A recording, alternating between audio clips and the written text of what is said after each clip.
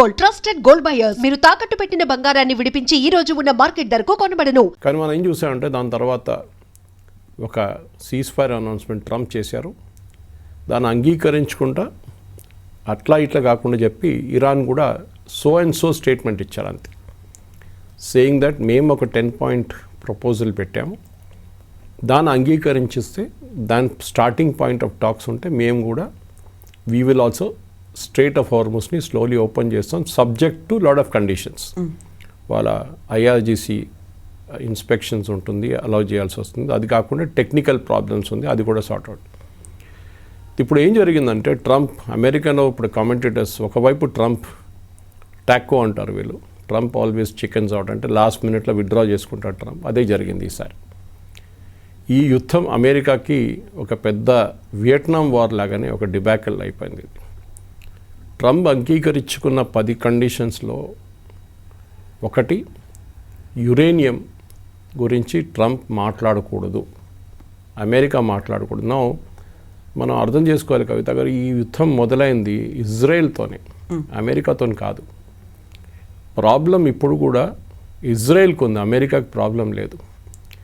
Israel problem ఎందుకంటే ఇజ్రాయెల్ని ఆక్రమించుకుంటారు 2 చోట్ల నుంచి, ఒకటి గాజా నుంచి హమాస్, లెబనాన్ నుంచి హెజ్బుల్లా, అది కాకుండా హూతీలు రెడ్ సీ దగ్గర యెమెన్లో కూర్చున్నారు. వీళ్ళు ముగ్గురు ఈ ప్రాక్సీస్ కలిసి ఇజ్రాయెల్ మీద దాడి చేస్తూనే ఉంటారు రెగ్యులర్గా. వాళ్ళని అరికట్టడానికే ఫస్ట్ ఫేజ్లో అక్టోబర్ 7th ఆ రోజు జరిగిన ఇజ్రాయెల్ మీద దాడి జరిగిన తర్వాత ఇజ్రాయెల్ ఆల్మోస్ట్ హమాస్ లీడర్షిప్ని కంప్లీట్గా ఫినిష్ చేసేసారు. హమాస్ తర్వాత ఒక సీజ్ ఫైర్కి వచ్చారు. వాళ్ళు బతుకున్న హాస్టేజెస్ని రిటర్న్ చేశారు, చనిపోయిన వాళ్ళ డెడ్ బాడీస్ కూడా రిటర్న్ చేశారు, ఇజ్రాయలీ హాస్టేజెస్. అది అక్కడికి ఆగిపోయింది అది. కానీ ఇప్పుడు కూడా హమాస్ని డిసార్మ్ చేయలేదు. ఆ రోజు ప్రెసిడెంట్ ట్రంప్ చెప్పారు హమాస్ని డిసార్మ్ చేయాలంటే వాళ్ళ ఆయుధాలన్నీ కింద పెట్టి సరెండర్ కావాలి, వాళ్ళు ఇవాళ దాకా చేయలేదు. అక్కడ కూడా ట్రంప్ ఫెయిల్ అయ్యారు, ఎందుకంటే ఆ సరెండర్ నెగోషియేట్ చేసిన ట్రంపే అప్పుడు, యుఎస్ గవర్నమెంట్. ఇటు హెజ్బుల్లా వాళ్ళ కంప్లీట్ లీడర్షిప్ని కొట్టుపడిన తర్వాత కూడా హెజ్బుల్లా ఇంకా చాలా యాక్టివ్ ఉన్నారని తెలిసిపోయింది ఇప్పుడు.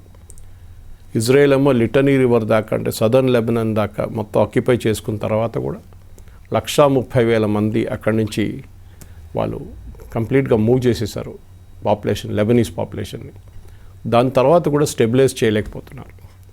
వాళ్ళు ఆ యుద్ధంలో అక్కడ కంప్లీట్గా ఇన్వాల్వ్ ఉన్న టైంలో ప్రెసిడెంట్ ట్రంప్ ఎవరి దగ్గర అడగకుండా పాకిస్తాన్ ఒక ప్రపోజల్ ఇచ్చారు, దాన్ని బట్టి నేను అంగీకరిస్తున్నాను అని చెప్పేది I think it's a biggest diplomatic failure of America.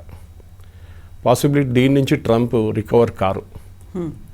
ఒకటి మిడ్ టర్మ్ పోల్స్ పోతుంది, దాని తర్వాత దానికన్నా ముందు కూడా ఇప్పుడు జరగబోయే ఆయనకి వ్యతిరేకంగా ఉన్న ఛాలెంజ్ 20 నెక్స్ట్ ఎలక్షన్కి, ఆఫ్కోర్స్ ఆయన నెక్స్ట్ ఎలక్షన్ పోటీ చేయలేరు, కానీ జేడీ వ్యాన్స్ లాంటి వాళ్ళు they will start taking upper hand. ఎందుకంటే ఈ యుద్ధం విరుద్ధంగా ఉన్నారు జేడీ వ్యాన్స్. స్టార్టింగ్ నుంచి మీకు గుర్తుంటుంది, was totally oppose to this war.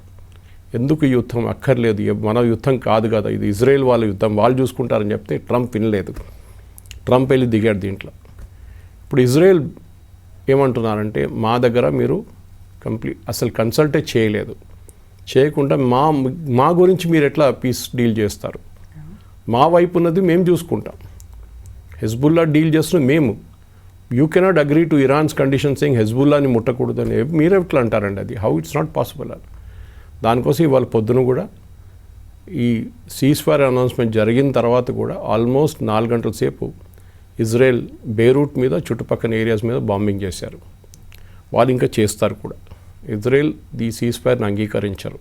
Of course Iran మీద దాడి చేయరు, కానీ హెజ్బుల్లా వైపు నుంచి మిగతా హమాస్ ఎవరైనా వాళ్ళ మీద దాడి చేస్తే definitely they will react to it.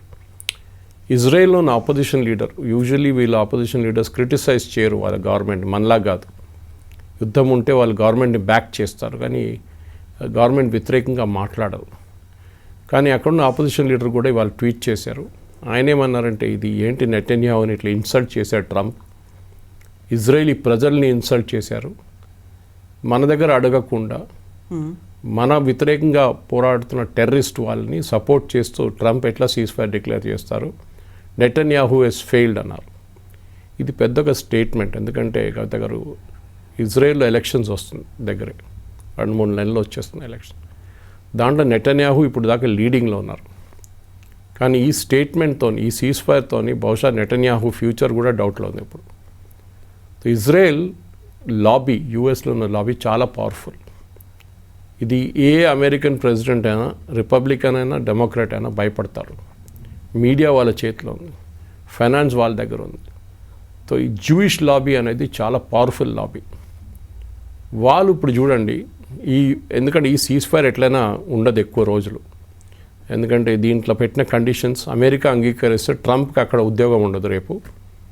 ఇటువైపు ఇరాన్ ఇంకా స్ట్రాంగ్ అయిపోతారు. ఎందుకంటే మీరు మా యురేనియం ముట్టకూడదని చెప్పి 10-point అగ్రిమెంట్లు రాస్తే president Trump says it's a workable agreement. ఆయన స్ట్రేట్ అవే రిజెక్ట్ చేసేయాలండి, మిసైల్స్ ముట్టకూడదు. ఎస్ అన్నారు ట్రంప్.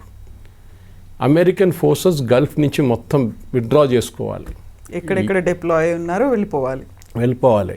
మీ బేస్లు కూడా ఇక్కడ ఉండకూడదు. ఆలోచించండి సౌదీ అరేబియా సంగతి.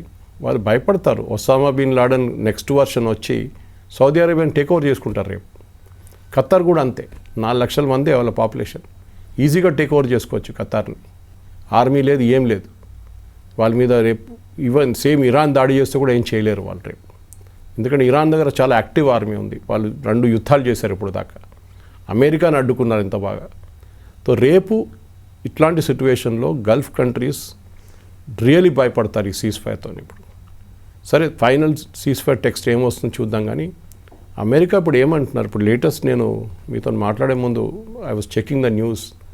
అమెరికా అంటున్నారు ఇరాన్ని రీబిల్డ్ చేయడానికి, అంటే వీళ్ళు బాంబ్ చేసి డెస్ట్రాయ్ చేయని రీబిల్డ్ చేయడానికి సహాయం మేము చేస్తాం. అసలు ఎందుకు స్టార్ట్ చేశారు, ఎందుకని డెస్ట్రాయ్ చేశారు? అదే కదా, అది ట్రంప్కే తెలియదు. సో ట్రంప్కి 25th అమెండ్మెంట్ తీసుకొస్తున్నారని చెప్పి చాలా మటుకు రూమర్స్ ఉండే, కానీ అది జరగదు. ఎందుకంటే 2/3 మెజారిటీ కావాలి. అంటే బేసిక్లీ వాళ్ళ ప్రెసిడెంట్కి మెంటలీ అన్స్టేబుల్, ఆయన కరెక్ట్గా పని చేయలేరు అని చెప్పేసి అమెరికన్ కాన్స్టిట్యూషన్లో కండిషన్ ఉంది. అది ఈయన దగ్గర న్యూక్లియర్ ఫుట్బాల్ ఉంది, అంటే వాళ్ళ న్యూక్లియర్ బటన్ ప్రెస్ చేసే బ్రీఫ్ కేస్ ఉంది. ఇట్లాంటి మనిషి దగ్గర ఇట్లాంటి పవర్ ఉండకూడదు. ఈజ్ మెంటలీ అన్స్టేబుల్ అని డిక్లేర్ చేసి యుఎస్ కాంగ్రెస్లో 2/3 మెజారిటీతో రెజల్యూషన్ పాస్ చేస్తే ప్రెసిడెంట్ తీసి వైస్ ప్రెసిడెంట్ కూర్చోబెట్టచ్చు. ఇన్ఫాక్ట్ దీనికన్నా ముందు ప్రెసిడెంట్ చనిపోయినప్పుడు వైస్ ప్రెసిడెంట్ అయింది మన జాన్ ఎఫ్ కెనడీ టైంలో, వెన్ హీ వాజ్ అసాసినేటెడ్. అప్పుడు జరిగింది అది. ఇది అసాసినేషన్ కాదు, కానీ ఇది మెంటలీ డీకెపాసిటేట్ అయిపోయాడు, ఈయన మెంటల్ ఫ్యాకల్టీస్ పనిచేయట్లేదని. సో ప్రెసిడెంట్ ట్రంప్కి ఇదొక పెద్ద పొలిటికల్ డిఫీట్. ఇది ఆయన బయట చూపించట్లేదు ఎక్కువ. బయట ఏమో అన్నీ మేము గెలిచేసాం, అయిపోయింది, అది ఇదని చెప్పుకుంటాను. కానీ విత్ ఇన్ హిమ్సెల్ఫ్ ఆయనకు తెలుసు, ఒకటి రిపబ్లికన్స్ వైపు నుంచి చాలా పెద్ద బ్యాక్లాష్ జరిగింది. ఆయన ఓన్ మెగా అంటే make America great again crowd వాళ్ళ వైపు నుంచి కూడా చాలా మటుకు ఏం చెప్తారు, ఒక బ్యాక్లాష్ జరిగింది. నవంబర్లో జరగబోయే మిడ్ టర్మ్ పోల్స్ ఓడిపోతా అని తెలిసిపోయింది. సో దానికోసం కంప్లీట్గా విత్డ్రా చేసుకున్నారు. ఇప్పుడు ఇరాన్ ఇచ్చిన పాయింట్స్ మీరు పక్కన పెడితే కూడా దాంట్లో చాలా మటుకు అమెరికాకి కావాల్సింది ఏం జరగట్లేదు. One of the main things అమెరికాకి ఏం కావాలంటే వాళ్ళ యురేనియం. ఇప్పుడు యురేనియం గురించి మాట్లాడలేదు. యురేనియం ప్యూరిఫికేషన్, యురేనియం ఏంటి ఏం లేదు. బహుశా ఏం జరగవచ్చు అంటే ఈ అగ్రిమెంట్లో ఇరాన్ నెక్స్ట్ ఒక 5 సంవత్సరాలకి యురేనియం ప్యూరిఫికేషన్ బిలో 20% పెట్టుకుంటామని ఒక అష్యూరెన్స్ ఇస్తారు. అది వాళ్ళు చేస్తారో లేదో డిఫరెంట్ థింగ్. ఐఏఈని ఇన్స్పెక్టర్స్ని అలౌ చేస్తారో లేదో అది కూడా చూడాల్సింది. రెండవది వాళ్ళు స్ట్రెయిట్ ఆఫ్ హార్మోస్ కంట్రోల్ చేయడం. ఇదొక పెద్ద ఇష్యూ కాబోతుంది కవిత గారు. ఎందుకంటే స్ట్రెయిట్ ఆఫ్ హార్మోస్ దీనికన్నా ముందు, యుద్ధానికన్నా ముందు ఫ్రీగా ఉండే, ఎవరైనా వెళ్ళొచ్చు, ఎవరైనా రావచ్చు. రోజుకి 120 షిప్లు ఒటువైపు వెళ్తుంటుంది, బయటకు వస్తుంటుంది. ఇప్పుడు ఇరాన్ ఏమంటున్నారంటే మేము దాని మీద ఒక టోల్ పెట్టబోతున్నాం. అది కూడా అమెరికా ఇండైరెక్ట్లీ ఎస్ అని చెప్పారు. ఆలోచించండి. ఎందుకంటే అమెరికాకి ప్రాబ్లం లేదు. అక్కడ వెళ్తున్న most of the ships India వైపు, చైనా వైపు వెళ్తున్న షిప్స్ ఉంటుంది, సౌత్ ఈస్ట్ ఏషియా వైపు వెళ్తున్న షిప్స్ ఉంటుంది, యూరోప్ వైపు వెళ్తుంటుంది. సో ఇరాన్ ఏమంటున్నారంటే మేము ప్రతి షిప్ మీద దాని total consignment value, for example ఒక $200 million అనుకోండి, ఆయిల్లో లేకుంటే కంటైనర్ కార్గోను, నంబర్ తీసుకుంటున్నాను నేను. దాని మీద 1% మేము we will put a toll duty. అంటే ఎంత అవుతుంది? ఇట్ విల్ బి $200 million అంటే $2 million. అప్పుడు షిప్ వాళ్ళు ఏమంటున్నారంటే ఇది మంచిది, ఎందుకంటే ఇప్పుడు మేము ఇన్సూరెన్స్ కోసం 10 నుంచి 15% ఇన్సూరెన్స్ కడుతున్నాం టోటల్ కార్గో వాల్యూ మీద. 1% అయితే చీప్ కదా. ఇరాన్కి డబ్బులు ఇచ్చేసి ఇన్సూరెన్స్ అక్కర్లేదు, మాకు మినిమం ఇన్సూరెన్స్ తీసుకుంటామని చెప్పి వాళ్ళు మినిమం తీసుకుంటారు అంతే. సో ఇదొక పెద్ద విక్టరీ ఇరాన్కి. ప్రతి షిప్ నుంచి 1, 2 మిలియన్, 3 మిలియన్, 4 మిలియన్ దొరికితే వాళ్ళు ఏమంటున్నారంటే ఇది ఎందుకు తీసుకుంటున్నా మీరు అర్థం చేసుకోండి, మా ఇన్ఫ్రాస్ట్రక్చర్ని అమెరికా అండ్ ఇజ్రాయెల్ కలిసి మొత్తం డిస్ట్రాయ్ చేశారు, దాన్ని మళ్ళీ మేము రీకన్స్ట్రక్ట్ చేయాలంటే మాకు డబ్బులు కావాలి, మా దగ్గర డబ్బులు లేవు. మాకు లాస్ట్ ఒక 15 సంవత్సరాల నుంచి ఈవెన్ టిల్ ఒబామా టైం నుంచి మా మీద శాంక్షన్స్ ఉంది, మేము మా ఆయిల్ అమ్మలేకపోతున్నాం ఇంటర్నేషనల్ మార్కెట్లో డాలర్ వాల్యూతో. ఇప్పుడు మేము మా మీద ఉన్న మొత్తం కంప్లీట్ శాంక్షన్స్ తీసేయాలి, అది కూడా చాలా క్లియర్గా చెప్పారు. Primary sanctions and secondary sanctions 2 తీయమంటున్నారు, అది కూడా 10 కండిషన్స్లో ఉంది. And president Trump surprisingly has said yes to it. నేను అనుకున్నాను ఈవెన్ ఒక ఫస్ట్ రీడింగ్ చూడగానే దీంట్లో ఏదో తప్పు ఉందనుకున్నాను ప్రెసిడెంట్ ట్రంప్ చెప్పింది, కానీ he is now repeated again saying it's a workable proposal. నాకు అర్థం కావట్లేదు, ఆయనకు ఒక పొలిటికల్ సూసైడ్ ప్రెసిడెంట్ ట్రంప్కి ఇది. యుఎస్లో అక్కడున్న డెమోక్రాట్స్ వాళ్ళు ఇడవరు, ఇన్ని ఎంటబడతారు. ఇప్పుడు మీరు ఎట్లా కన్సీడ్ చేశారు ఇరాన్కి ఇదంతా అని చెప్పేసి. ఎందుకంటే మొన్నదాకా ప్రెసిడెంట్ ఒబామాని ఈయన ట్రంప్ చాలా మటుకు తిట్టాడు. మీకు గుర్తుంటుంది, ఒబామా ఇరాన్కి $90 మిలియన్ ఎంతో డాలర్లు ఇచ్చారని చెప్పి ఒక పెద్ద స్టేట్మెంట్ ఇచ్చారు. ఇరాన్ న్యూక్లియర్ డీల్ సైన్ చేసిన తర్వాత అది యాక్చువల్లీ ఇరాన్ డబ్బులు ఉండేది, అమెరికా పాకెట్ నుంచి ఇవ్వలేదు, ట్యాక్స్ పేర్ నుంచి. ఇరాన్ అసెట్ సీజ్ చేసుకున్న డబ్బులు రిటర్న్ చేశారు అంతే, అదే అగ్రిమెంట్లో ఉండే. ఆ అగ్రిమెంట్ ట్రంప్ క్యాన్సిల్ చేశారు. ఇప్పుడు ఆలోచించండి, ఒక అగ్రిమెంట్ ఉండే ముందు, దట్ అగ్రిమెంట్ వాస్ క్యాన్సిల్డ్. ఇప్పుడు కొత్త అగ్రిమెంట్ ఉంటే అది కూడా లేదు, అగ్రిమెంట్ అక్కర్లేదు అంటున్నారు ఇరాన్. ఇంకా అయిపోయింది, మేము ఏం కావాలంటే చేసుకుంటాం యురేనియంతో.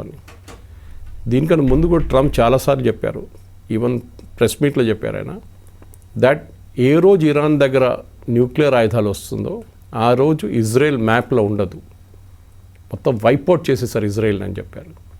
అది గల్ఫ్ కంట్రీస్ కూడా భయం ఉంది, పక్కనున్న సౌదీ అరేబియా కానీ, ఇటు పక్కనున్న బహ్రెయిన్ కానీ, కువైత్ కానీ, ఖత్తర్, వీళ్ళందరికి భయం.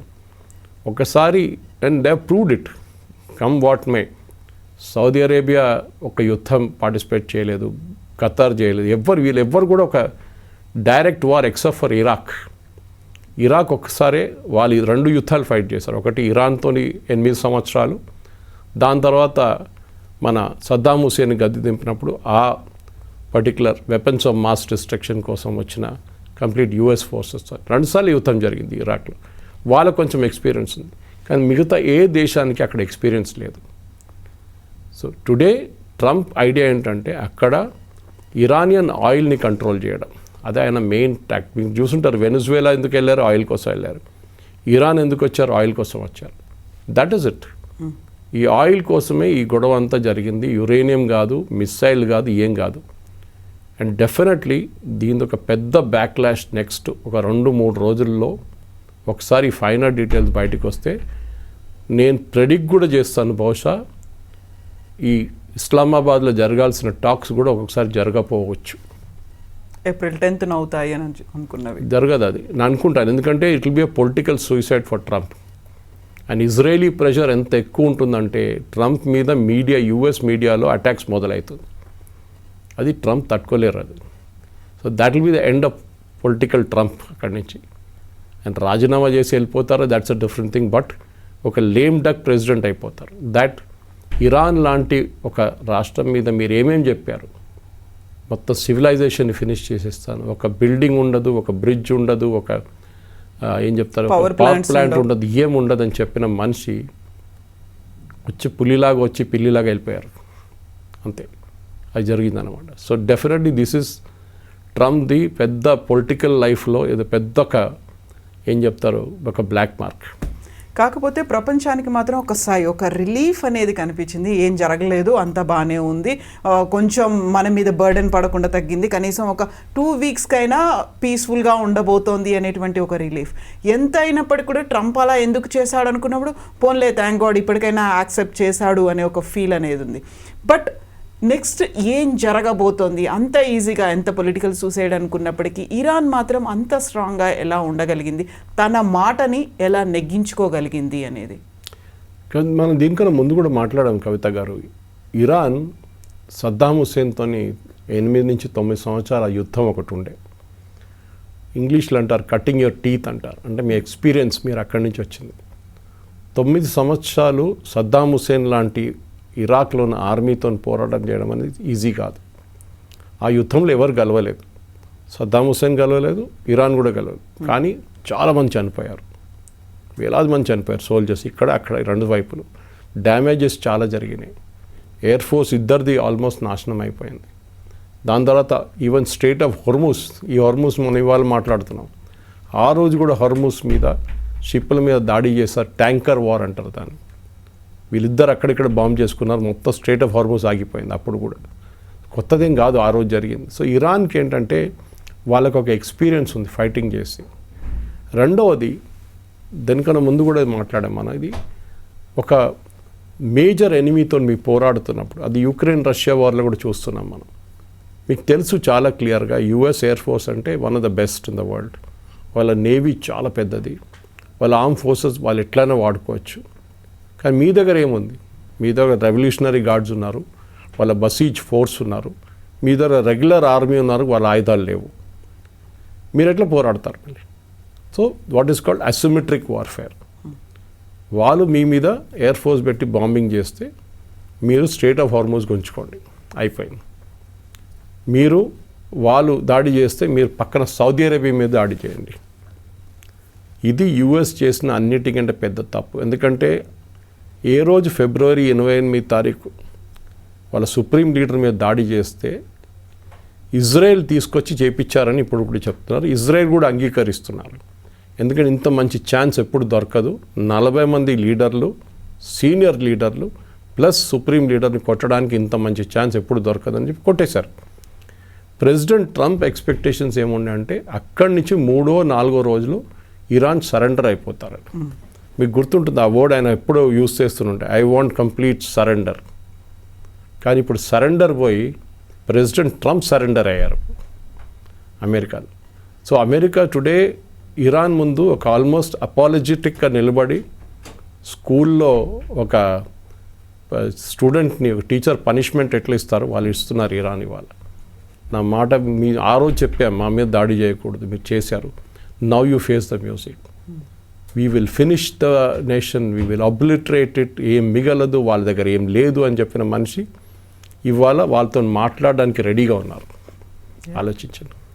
ఇప్పుడు ఇరాన్ వర్సెస్ ఇజ్రాయెల్ రెండు ఒకరినొకరు టార్గెట్ చేసుకున్నారు, రెండు ఒకరినొకరు ఎలిమినేట్ చేసుకుందాము అనుకున్నారు. ఆ ఇద్దరి మధ్య జరగాల్సిన యుద్ధంలో అమెరికా ఎంటర్ అయిపోయింది. అమెరికా ఏదో సీజ్ ఫైర్ కోసం తీసుకొచ్చింది, ఇరాన్ దాన్ని యాక్సెప్ట్ చేసింది. బట్ మెయిన్ అక్కడ ఎనిమీ అనేది ఇజ్రాయెల్ అలాగే ఉంది. అండ్ ఇజ్రాయెల్ నాట్ యాక్సెప్టింగ్, మీ ఇద్దరి మధ్య సీజ్ ఫైర్ అయిందేమో, నేను ఇక్కడ ఉన్నాను, నేను స్టిల్ వెయిటింగ్, స్టిల్ ఆన్ అనేటువంటి ఒక మాట చెప్తోంది. బట్ ఇరాన్ ఇజ్రాయెల్ వైపు చూస్తుందా, అమెరికా చేసిన దాంతో ఆగిపోతుందా? ఇజ్రాయెల్ ప్రాబ్లం ఏంటంటే రైట్ ఆఫ్ ఎగ్జిస్టెన్స్. ఇరాన్ లాంటి దేశం ఏమంటారు, death to America, death to Israel, ఒకటే టోన్లో అంటారు వాళ్ళు. డెత్ టు అమెరికా అని చెప్పి ఆగి 10 నిమిషాల తర్వాత డెత్ టు ఇజ్రాయెల్ అని చెప్పారు, ఒకటే టోన్లో చెప్తారు. అంటే అమెరికా మొత్తం ధ్వంసం అయిపోవాలి, ఇజ్రాయెల్ కూడా ధ్వంసం అయిపోవాలి. ఇజ్రాయెల్ ఇవాళ నిన్నటి నుంచి మొదలు కాలేదు, 1960s వాళ్ళకి ప్రాబ్లం స్టార్ట్ అయింది. అప్పుడున్న ఈజిప్ట్ కానీ, జార్డన్ కానీ, సిరియా వీళ్ళందరూ కలిసి దాడి చేశారు. మీరు 6 Day వార్ గుర్తుంటుంది. గోల్డా మీర్ ప్రధానమంత్రి ఉండే ఆ టైంలో, అది కూడా కలిచారు ఇజ్రాయెల్. ఇజ్రాయెల్కి ఏంటంటే రైట్ ఆఫ్ ఎగ్జిస్టెన్స్. మీరు 2 నేషన్ థియరీలో అంటే ప్యాలెస్టైన్ అండ్ ఇజ్రాయెల్ ఉండొచ్చు అని చెప్పి యుఎన్లో కూడా రెజల్యూషన్ పాస్ చేసినప్పుడు కూడా అరబ్ నేషన్స్ ఇప్పుడు కూడా సౌదీ అరేబియా కానీ, ఖత్తర్ కానీ, బహ్రెయిన్ కానీ, కువైత్ కానీ వీరు ఎవ్వరు అంగీకరించట్లేదు ఇజ్రాయెల్ని. ఓన్లీ 1 GCC మెంబర్ UAE వాళ్ళు అంగీకరించారు అబ్రహాం అకార్డ్స్తో. అబ్రహాం అకార్డ్ సంతకం పెట్టడానికి సౌదీ అరేబియా రెడీ ఉన్న 2 రోజుల ముందు అక్టోబర్ 7th జరిగింది. చాలామంది అంటున్నారు అది కావాలని చెప్పి ఇరాన్ చేపించారు సో దట్ ఇజ్రాయెల్కి గల్ఫ్ కంట్రీస్లో ఒక కాలు పెట్టడానికి ఒక చోటు దొరకకూడదు. In fact the first El Al flight, Israeli airline flight, national carrier యూఏఈలో దిగింది దానికన్నా 2 రోజుల ముందు రెగ్యులర్ డిప్లొమాటిక్ రిలేషన్స్ కోసం. అది మీరు కళలో కూడా మీకు రాదు. అది అంటే ఇజ్రాయెల్ ఒక ఎయిర్క్రాఫ్ట్ వచ్చి ల్యాండ్ రావడం దుబాయ్లో అని, బట్ ఇట్ హ్యాపెండ్. కానీ ఇప్పుడున్న పరిస్థితుల్లో డెఫినెట్గా బెంజమిన్ నెటన్యాహు మీద చాలా పెద్ద ప్రెషర్. మీరు ట్రంప్ అంటున్నాం మనం, ఇప్పుడు ట్రంప్ కన్నా చాలా ఎక్కువ ప్రెషర్ బెంజమిన్ నెటన్యాహు మీద ఉంటుంది. ఈ యుద్ధం ఆపకూడదు, to continue the war, because for them it's existence. ఇవాళ మీరు హెజ్బుల్లాకి ఒక 2 వారాలకు గడిపిస్తే వాళ్ళు రీఆర్గనైజ్ చేసుకుంటారు, కావాలని ఆయుధాలు తెప్పించుకుంటారు, వాళ్ళ ఫోర్సెస్ని రీఆర్గనైజ్ చేసుకుంటారు, లాంచర్స్ని పెట్టుకుంటారు, అన్నీ రెడీ చేసుకుంటారు వాళ్ళు. ఇప్పుడు వాళ్ళు బ్యాక్ ఫుట్లో ఉన్నారు, రేపు వాళ్ళు ఫ్రంట్ ఫుట్లో వచ్చేస్తారు. ఇది ఇజ్రాయెల్ భయం ఇది. And they are genuinely correct, దాంట్లో తప్పులేదు. సో ప్రెసిడెంట్ ట్రంప్ ఇప్పుడు ఏమైపోతుందంటే, ప్రెసిడెంట్ ట్రంప్ ఫస్ట్ నెటన్యాహుతోనే వెళ్ళారు, ఇప్పుడు నెటన్యాహు విరుద్ధంగా మాట్లాడాల్సి వస్తుంది. At the same time Israel US help లేకుండా ఏం చేయలేరు. వాళ్ళ దగ్గర ఉన్న ఎయిర్క్రాఫ్ట్ చూడండి, F-35 is a US aircraft, F-15, F-16 కూడా ఉంది వాళ్ళ దగ్గర. చాలా మటుకు వాళ్ళ దగ్గర ఉన్న ఆయుధాలు అన్ని యుఎస్ నుంచి కొనుక్కున్నారు. సో ఏ యుఎస్ ప్రెసిడెంట్ అయినా కానీ ఇజ్రాయెల్ని ఇగ్నోర్ చేయలేరు, ఇప్పుడు కూడా ట్రంప్ చేయలేరు. కానీ ఇవాళ రేపు నేను ఇజ్రాయెల్కి ఆయుధాలు బంద్ చేసేస్తాను, Israel doesn't follow the cease fire అంటే that president will not exist for long.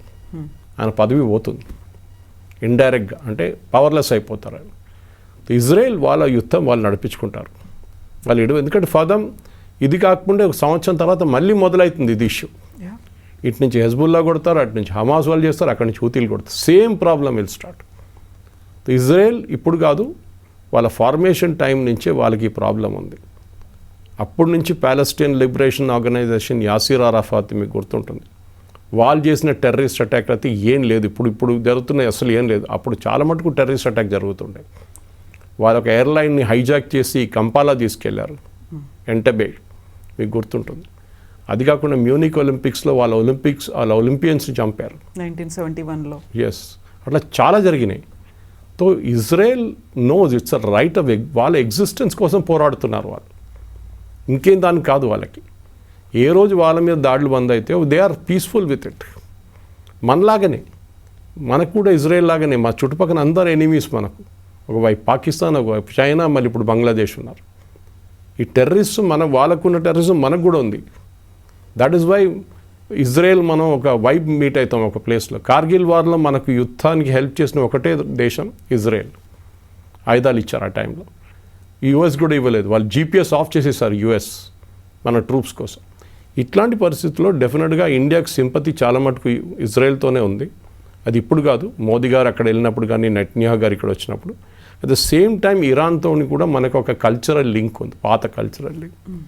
ఇక అందరు చాలామంది ఏమనుకున్నారంటే ఈ రెవల్యూషన్లో ఇరాన్ పోతే చాబార్ ఫోర్ట్ మనం ఇన్వెస్ట్మెంట్ పెట్టాం, అక్కడ పెట్టుబడి పెట్టాం, అది ట్రంప్ వాళ్ళ లాంటి రెజ్యూమ్ వస్తే వాళ్ళు గుంజుకుంటారు, చాబార్ ఫోర్ట్ మన చేతి నుంచి పోతుంది.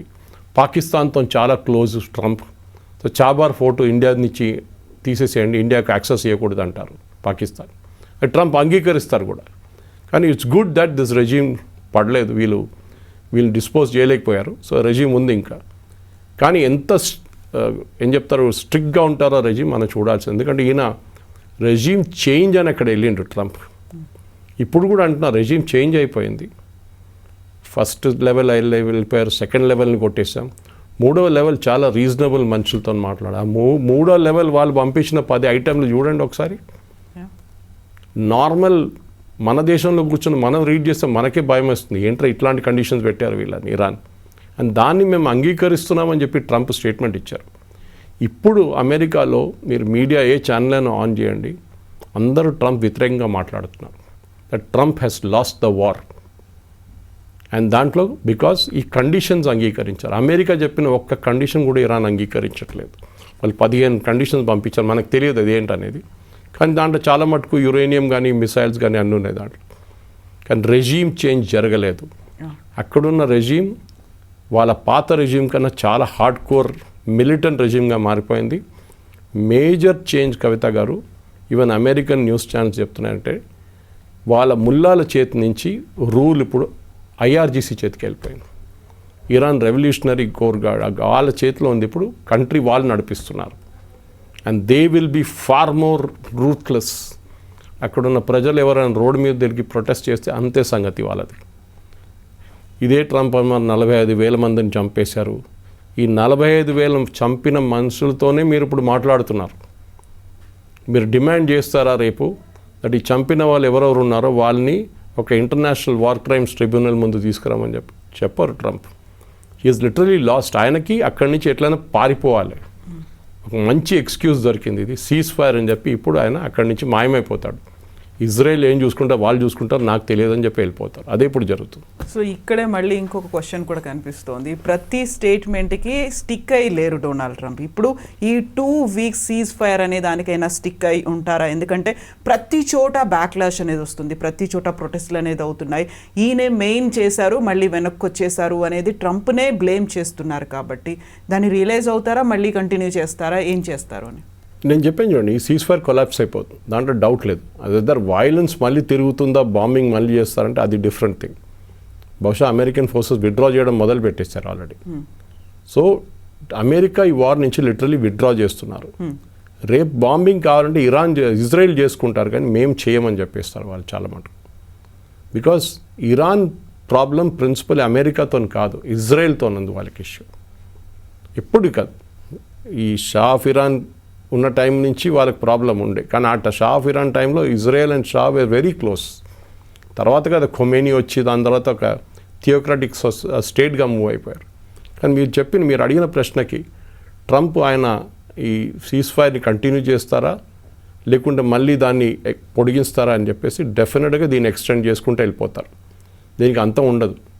ఎందుకంటే ఏ రోజు ట్రంప్ ఇరాన్ కండిషన్స్ అంగీకరిస్తారో ఆ రోజు ఇరాన్లో ఇవాళ కూడా చూడండి, పొద్దున వాళ్ళ ప్రజలందరూ రోడ్డు మీద వచ్చి సెలబ్రేట్ చేస్తున్నారు, ఏదో పెద్ద యుద్ధం కలిసినట్లు. కరెక్టే, అమెరికాని మీరు 38 రోజులు అడ్డుకున్నారంటే you have really won the war. అది ఏ రోజు వియట్నాంలో చూపించిన అదే ఫర్వర్ అక్కడున్న ప్రజలు చూపించారు ఆ రోజు గెరిల్లా ఫోర్స్తోని. అది కూడా ఇరాన్ చేశారు. Whether you accept the Iranian regime or not is a different question altogether. అక్కడ మార్పు రావాలంటే ఎస్, మార్పులు రావాలి. కానీ ఒకటి, వీళ్ళు కావాల్సిన స్ట్రాటజీ అమెరికాది ఇరాన్ని కంప్లీట్గా డెస్ట్రాయ్ చేయడం అని ఉండేది. డెస్ట్రాయ్ చేశారు. కానీ చేసిన తర్వాత మీరు what did you gain out of it? మీకు ఏం వచ్చింది దాని నుంచి? ఏం రాలేదు. Literally zero America has got out of it. Negative అని చెప్పొచ్చు కావాలంటే. దీని నుంచి బయటపడాలంటే అమెరికాకి ఎన్ని నష్టాలైన, ఎన్ని ఎయిర్క్రాఫ్ట్ పోయింది, ఎంతమంది గాయపడ్డారు, 13 మంది చనిపోయారు. ఎందుకు? మీ ఎవడో ఇద్దరు కొట్టుకుంటే రోడ్డు మీద మీరు వెళ్ళి వాడిని నడిమిట్లా వాడు ఇద్దరు కలిసి మిమ్మల్ని కొట్టారు. ఇప్పుడు అదే జరిగింది ఇప్పుడు అమెరికాతో. America should not have got in to this war. అది అమెరికా యుద్ధం కాదు. కానీ ఇజ్రాయెల్ వాజ్ వెరీ స్మార్ట్. వాళ్ళు అమెరికాకు ఏం చెప్తారు, ఒక ఆలివ్ బ్రాంచ్ ఇచ్చి చెప్పారు, చూడండి అక్కడ వాళ్ళు కూర్చున్నారు, మీ కామన్ ఎనిమి మా కామన్ ఎనిమి, మన ఇద్దరు కలిసి కొడదాం. కొట్టారు. కానీ అక్కడి నుంచి 3వ రోజు 4 రోజులు ఆ యుద్ధం ఆగిపోవాలండే, సరెండర్ కావాలంటే అది 38వ రోజుకి వచ్చి సీజ్ ఫైర్కి వచ్చాము. సో డెఫినెట్గా Trump this ceasefire will not work out. మీరు స్టాంపే మీరు రాసి తీసుకోండి. ఎందుకంటే అంగీకరిస్తే అది ట్రంప్ది పొలిటికల్ సూసైడ్ ఉంటుంది. ఆ రోజు ట్రంప్ ఒక లేమ్ డక్ ప్రెసిడెంట్గా మారిపోతారు. ఈజ్ అ వీక్ ప్రెసిడెంట్ అని స్టేట్మెంట్ చాలా ఇస్తారు. ఆయన ప్రెస్ కాన్ఫరెన్స్ మీరు చూసుంటారు. They have nothing, they have lost everything, they don't have air force, they don't have navy. అరే బాస్, ఇవాళ మీరు వాళ్ళతో కూర్చొని మాట్లాడాల్సిన పొజిషన్కి వచ్చేసారు వాళ్ళు. అది మీరు అంగీకరించాలి. That is their resolution. అది వాళ్ళు సద్దాం హుసేన్ వ్యతిరేకంగా చూపించారు, ఇప్పుడు మీ వ్యతిరేకంగా కూడా చూపిస్తున్నారు. ఇది చాలా ఇంపార్టెంట్. అండ్ ఐ థింక్ ఇంకా 2 రోజులు చూడండి, అమెరికాలో ఇప్పుడు చాలా హీటెడ్ పొలిటికల్ డిబేట్ నడుస్తుంది దీని మీద. రేపు రిపబ్లికన్ పార్టీలోనే ఒక రెబెలియన్ రావచ్చు. ఎందుకంటే మీకు గుర్తుంటుంది, జేడీ వ్యాన్స్ యుద్ధంలో ఇద్దరు ఎక్కువ మాట్లాడని వ్యక్తులు, ఒకటి జేడీ వ్యాన్స్ ఒకరు, and next was Marco Rubio. వీళ్ళిద్దరు ఈ వార్ వ్యతిరేకంగా ఉన్న మనుషులు వీళ్ళిద్దరు. Fellow who was pushing for the war was Pete హెస్కెత్. ఇప్పుడు చూడండి, mark my word, just like Pam బాండీని ఎట్లా ఫైర్ చేశారో పీట్ హెస్గెత్ని ఫైర్ చేస్తారు ఇప్పుడు ప్రెసిడెంట్ ట్రంప్. ఈడే చేశాడు అని చెప్పి ఆల్రెడీ దాన్ని గతంలో అన్నారు కదా, నీ వల్లే నువ్వే పుష్ చేసావు అని చెప్పారు చూడండి, ఓపెన్గా చెప్పేశారు. నౌ హీల్ సే ఇదంతా happen because of this fellow, fire him అంతే. సో దట్ నేను క్లీన్, చూడండి నా రికార్డ్ అంతా క్లీన్, నేను చాలా బాగా చేశాను. This fellow was useless Pete హెస్గెత్, వాడు చేసింది ఇదంతా, వాడిని నేను డిస్పోజ్ చేసేసాను అయిపోయిందని. Then you will fire Tulsi Gabbard also, intelligence failure అంటారు. సో ప్రెసిడెంట్ ట్రంప్ ఏంటంటే ఆయన ఒక wheeler dealer, real estate agent, ఆయన రియల్ ఎస్టేట్ బిల్డర్, ఆయన ట్రాన్సాక్షనల్ పర్సన్. నాకేమి ఇస్తావు అని చెప్పు, నేను నీకు ఇది ఇస్తాను. That is what it is. Asim మునీర్తోని, షహబాజ్ షరీఫ్తో ఇంత ప్రేమ ఎందుకు? మనందరికీ తెలుసు వీళ్ళ కంపెనీ, ప్రెసిడెంట్ ట్రంప్ వాళ్ళ ఫ్యామిలీ క్రిప్టో కరెన్సీ కంపెనీలో బిలియన్స్ పెట్టారు పాకిస్తాన్. అది కూడా త్రూ ఇల్లీగల్ మీన్స్ పెట్టారు, లండన్ నుంచి ఉన్న డబ్బులు దాంట్లో, అది అందరికి తెలిసిందే. అది దాని తర్వాత రేర్ అర్త్స్ ఇచ్చారు, దానికోసం ఇంత ప్రేమ అంతే. నెక్స్ట్ యూఎస్ ప్రెసిడెంట్ వస్తారు చూడండి, that fellow will totally ignore Pakistan. అదే జరుగుతుంది. దీనికన్నా ముందు కూడా history is repeating it self. Afghanistan war ఉన్నప్పుడు దాకా పాకిస్తాన్ అండ్ అమెరికా చాలా క్లోజ్ ఉండే, ఇప్పటిలాగా కూడా కాదు, they very very close. Billions ఖర్చు పెట్టారు అమెరికా, F-16, F-15 ఏం కావాలో చెప్పి నేను ఇస్తా అని చెప్పేసి. ఒక్కసారి ఆ యుద్ధం అయిపోయిందో, అమెరికా అక్కడి నుంచి పారిపోయారు, ఆ రోజు నుంచి పాకిస్తాన్ పట్టించుకోవట్లేదు. ఇప్పుడు మళ్ళీ ఈ ఇరాన్ వార్ కోసం వాడుకుంటున్నారు వాళ్ళు. కానీ ఈ ఇరాన్ వార్ ఏ రోజు ఫ్లాప్ అవుతుందో, ఫ్లాప్ అయింది, పాకిస్తాన్ పక్కన పెట్టేస్తారు. Because end of the day even ఇజ్రాయెల్కి తెలుసు Pakistan is a bigger threat than Iran. Muslim నేషన్స్లో only nuclear power today is Pakistan. Iran ఎంత థ్రెట్ ఉందో పాకిస్తాన్ కూడా అంత పెద్ద థ్రెట్టే వాళ్ళకి. రేపు అదే టెక్నాలజీ వాళ్ళు అమ్ముకుంటారో ఏం చేస్తారు, కానీ డెఫినెట్లీ ఇరాన్ మీద ఇజ్రాయెల్ కన్ను ఉంటుంది. దీనికన్నా ముందు కూడా నేను చెప్పాను ఈ మాట. అండ్ డెఫినెట్లీ దీనికన్నా ముందు ఇందిరాగాంధీ గారు ఉన్న టైంలో they wanted to bomb Kahuta అలా న్యూక్లియర్ ప్రాజెక్ట్ని. ఇందిరాగాంధీ గారు రీఫ్యూలింగ్ స్టాప్ చేయలేదు పఠాన్కోట్లో. That's a part of history. లేకుండా ఆ రోజు Pakistan was been zero nuclear power, కానీ మనం చేయలేదు. ఈరోజు వాళ్ళ దగ్గర న్యూక్లియర్ వెపన్స్ ఉంది, చూద్దాం. కానీ Israel, I think Israel will not allow ఈ యుద్ధాన్ని. అట్లా వాళ్ళు ఇడవరు, ఇరాన్ని ఫినిష్ చేసే వాళ్ళు ఉంటారు. వాళ్ళు అది ఎట్లా చేస్తారో వాళ్ళ గేమ్ ఉంటుంది, అది సపరేట్గా. పాకిస్తాన్ తీసుకొచ్చింది. మన దేశంలో ఉన్న చాలామంది రానా అయూబ్ లాంటి వాళ్ళు పండుగ చేసుకున్నారు నిన్న. ఇండియా విశ్వగురు అంటారు, కానీ ఇండియాకి అసలు రోల్ లేదు దీంట్లో. చూడండి పాకిస్తాన్ ఎంత ముందుకొచ్చి ఎంత వరల్డ్ వైడ్ అటెన్షన్ తీసుకున్నారు. అప్పుడు ఫస్ట్ క్వశ్చన్ అడగాల్సి ఉండే, దీంట్లో ఇంకా ముగ్గురు ఉండే దీనికన్నా ముందు major parties, Oman, Egypt and Turkey. చూడండి వాళ్ళు ముగ్గురు రాలేదు దీనికి. వాళ్ళకి తెలుసు ఇది ఒక పెద్ద మైన్ ఫీల్డ్. ఎస్పెషలీ ఒమాన్ దీనికన్నా ముందు 2 సార్లు పీస్ టాక్స్లో వాళ్ళే 1-1 చేశారు. వాళ్ళు piece talks US and Iran కలిసి మాట్లాడారు. జెనీవాలో జరిగిన లాస్ట్ ఇయర్ జూలైలో, ఇప్పుడు జనవరిలో. ఎందుకు వీళ్ళు ముగ్గురు రాలేదు అక్కడే అర్థం చేసుకోవాలి. ఎందుకంటే ఈ అగ్రిమెంట్ అనేది ఎప్పుడు సీజ్ ఫైర్ అని జరగలేదు. యాక్చువల్లీ ఒక మిస్నామర్ అది. చాలామంది అంటున్నారు cease fire came in to effect. Cease fire అనే కాలేదు. ఎందుకంటే ప్రెసిడెంట్ ట్రంప్ ఏం కండిషన్ పెట్టారంటే, స్ట్రెయిట్ ఆఫ్ హార్మూజ్ ఓపెన్ ఉండాలి, షిప్స్ అని ఫ్రీగా వెళ్తూ ఉండాలి, అప్పుడు cease fire will come in to effect అన్నారు. కానీ ఫస్ట్ డేనే 12 షిప్సే పోయినాయి. యూజువలీ 120 షిప్లు ట్రావెల్ అవుతుంది. ఈవెన్ ఇఫ్ మీరు ఫస్ట్ డే అని చెప్పి ఒక 30 తీసుకుంటే కూడా అది జరగలేదు. That mean normal flow is not happening. ఎందుకంటే ఇరాన్ ఒక కండిషన్ పెట్టారు దాంట్లో, దట్ మా ఐఆర్జీసీ ఇన్స్ట్రక్షన్స్తోనే ఈ షిప్స్ మూవ్ చేయాలని చెప్పి ఒక కండిషన్ పెట్టి మీకు గుర్తుంటుంది.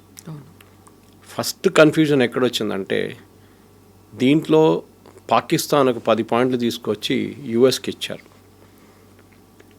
ఇరాన్ ఏమంటున్నారు, మా దగ్గర కూడా 10 పాయింట్లు ఉంటే అదే మేము పాకిస్తాన్కి ఇచ్చామంటున్నారు. యుఎస్ అంటున్నారు ఇరాన్ చూపిస్తున్న 10 కండిషన్లు కాదు మాకు ఇచ్చిన ఇంకా పాయింట్లు ఉన్నాయంట. ఇప్పుడు ఏమైందంటే ఫర్సీ నుంచి ట్రాన్స్లేషన్లో ఏదో తప్పు జరిగిందని ఇప్పుడు యుఎస్ కానీ ఇరాన్ వీళ్ళు కూడా అంగీకరిస్తున్నారు. ఎక్కడో ప్రాబ్లం అయింది ఇక్కడ. This is not the original document. Pakistan ఎక్కడో నడిమిట్లో దీన్ని మ్యానిపులేట్ చేశారు, ఆర్ ప్రెసిడెంట్ ట్రంప్ ఆఫీస్లో ఉన్న ఎవరో దీన్ని మ్యానిపులేట్ చేశారు. మీకు గుర్తుంటుంది, ఒక స్క్రీన్ షాట్ చాలా 2 రోజుల నుంచి తిరుగుతుంది. దాంట్లో ఫ్రమ్ ద ఆఫీస్ ఆఫ్ అది వాషింగ్టన్ నుంచి, వైట్ హౌస్ నుంచి డ్రాఫ్ట్ చేసి ఇచ్చారు షబాజ్ షరీఫ్కి, మీరు ఇది పోస్ట్ చేయండి అని చెప్పేసి. షబాజ్ షరీఫ్ ఆ సబ్జెక్ట్ లైన్ తీయడం మర్చిపోయారు, అది అట్లనే పబ్లిష్ చేశారు. అఫ్కోర్స్ ఆయన కాదు, ఆయన ఆఫీస్ ఉండొచ్చు. అది బికెమ్ ఎ బిగ్ ఎంబరాస్మెంట్. తర్వాత దాన్ని ఎడిట్ చేశారు, ఎడిట్ చేసి సబ్జెక్ట్ లైన్ తీసేశారు. దాని తర్వాత అవి పోస్ట్నే డిలీట్ చేసి పడేశారు. సో జరిగింది ఏంటంటే, పాకిస్తాన్ వాళ్ళ ఈగర్నెస్లో మేము ఒక పెద్ద ప్లేయర్ అవ్వబోతున్నాం ఇంటర్నేషనల్ లెవెల్లో, రేపు బహుశా మాకు కూడా ఒక నోబెల్ ప్రైజ్ రావచ్చు అని చెప్పి దే బికెమ్ వెరీ ఎంతూజియాస్టిక్. మీరు ఎప్పుడైనా ఒక సీజ్ ఫైర్ జరిగేటప్పుడు సీజ్ ఫైర్లో ఉన్న పాయింట్స్ చాలా కేర్ఫుల్గా డ్రాఫ్ట్ చేయాల్సి వస్తుంది. అది మీరు ఎప్పుడైనా చూడండి, ఈవెన్ కొరియన్ సీజ్ ఫైర్ కానివ్వండి, ఆఫ్ఘనిస్తాన్లో జరిగిన ఘర్షణ తర్వాత, ఈవెన్ ఇరాక్ వార్లో జరిగిన ఘర్షణలో చాలా మటుకు words that be drafted by professionals కూర్చొని డ్రాఫ్ట్ చేయాలి. In this case Asim Munir and Shahbaz Sharif draft చేశారు. వాళ్ళకి బహుశా ఇంగ్లీష్ లాంగ్వేజ్ మీద అంత పట్టు లేదు. పాకిస్తానీ ఫారిన్ ఆఫీస్ హెల్ప్ చేసి ఉంటారు. కానీ ఆలోచించండి, ఒక మెయిన్ పాయింట్ దీని నుంచి మిస్సింగ్ ఉంది. మీరు అమెరికా దగ్గర ఉన్న డ్రాఫ్ట్ కానీ ఇరాన్ దగ్గర ఉన్న డ్రాఫ్ట్ కంపేర్ చేస్తే యురేనియం గురించి ఒక పాయింట్ ఉంది ఇరాన్ డాక్యుమెంట్లో, that we will be allowed to enrich uranium. America తీసిన 10 పాయింట్స్లో అది లేవు. అనదర్ వెరీ ఇంట్రీగింగ్ థింగ్ ఏంటంటే, నిన్న క్యారోలిన్ లెవిట్ వాళ్ళ white house press secretary, who is literally the president Trump వాళ్ళ ఏం చెప్తారు మీడియా ఫ్రంట్ అని చెప్పొచ్చు, ఆమె ఏం చెప్పిందంటే 10 పాయింట్సా మేమేం తీసుకోలేదు, మేము దాన్ని డస్ట్బిన్లో పడేసాం. ప్రెసిడెంట్ ట్రంప్ ఏమంటున్నారు, the workable solution is around the 10 points. అంటే మేము మాట్లాడబోయేది ఫ్రైడేనో సాటర్డేనో ఎప్పుడైనా మీటింగ్ జరిగితే దాని మీద ఈ 10 పాయింట్ల మీద మొదలు పెడతాం డిస్కషన్ మేమని. ఒక ప్రొఫెషనల్ నెగోషియేషన్ టీమ్ ఎప్పుడు there is a concept called 11:59 concept. Okay, 12 గంటలు డెడ్ లైన్ ఉంటే 11:59 దాకా నెగోషియేట్ చేయాలి మీరు. ఇది దీనికన్నా ముందు బహుశా మీకు చెప్పుంటాను ఒకసారి. నేను ఒకసారి ఒక జాపనీస్ డెలిగేషన్ మీట్ అయ్యాను హైదరాబాద్లో, చాలా రోజులు 15 సంవత్సరాల ముందు ఉండొచ్చు. I was asking them how do Japanese negotiate. వాళ్ళు they are very good negotiators. So వాళ్ళు అన్నారు, మేమేం చేస్తామంటే మీ ఇండియన్ డెలిగేషన్ టోక్యోకి వచ్చింది అనుకోండి, 5-స్టార్ హోటల్లో ఉంటారు, అన్నీ ఉంటుంది. We are negotiating day 1, day 2, day 3. మేము ఫస్ట్ ఏం చెక్ చేస్తామంటే వాళ్ళు ఏ రోజు వాళ్ళు చెక్అవుట్ చేస్తున్నారు, ఏ రోజు వాళ్ళ రిటర్న్ ఫ్లైట్ ఉంది అని ఫస్ట్ చెక్ చేసుకుంటాం.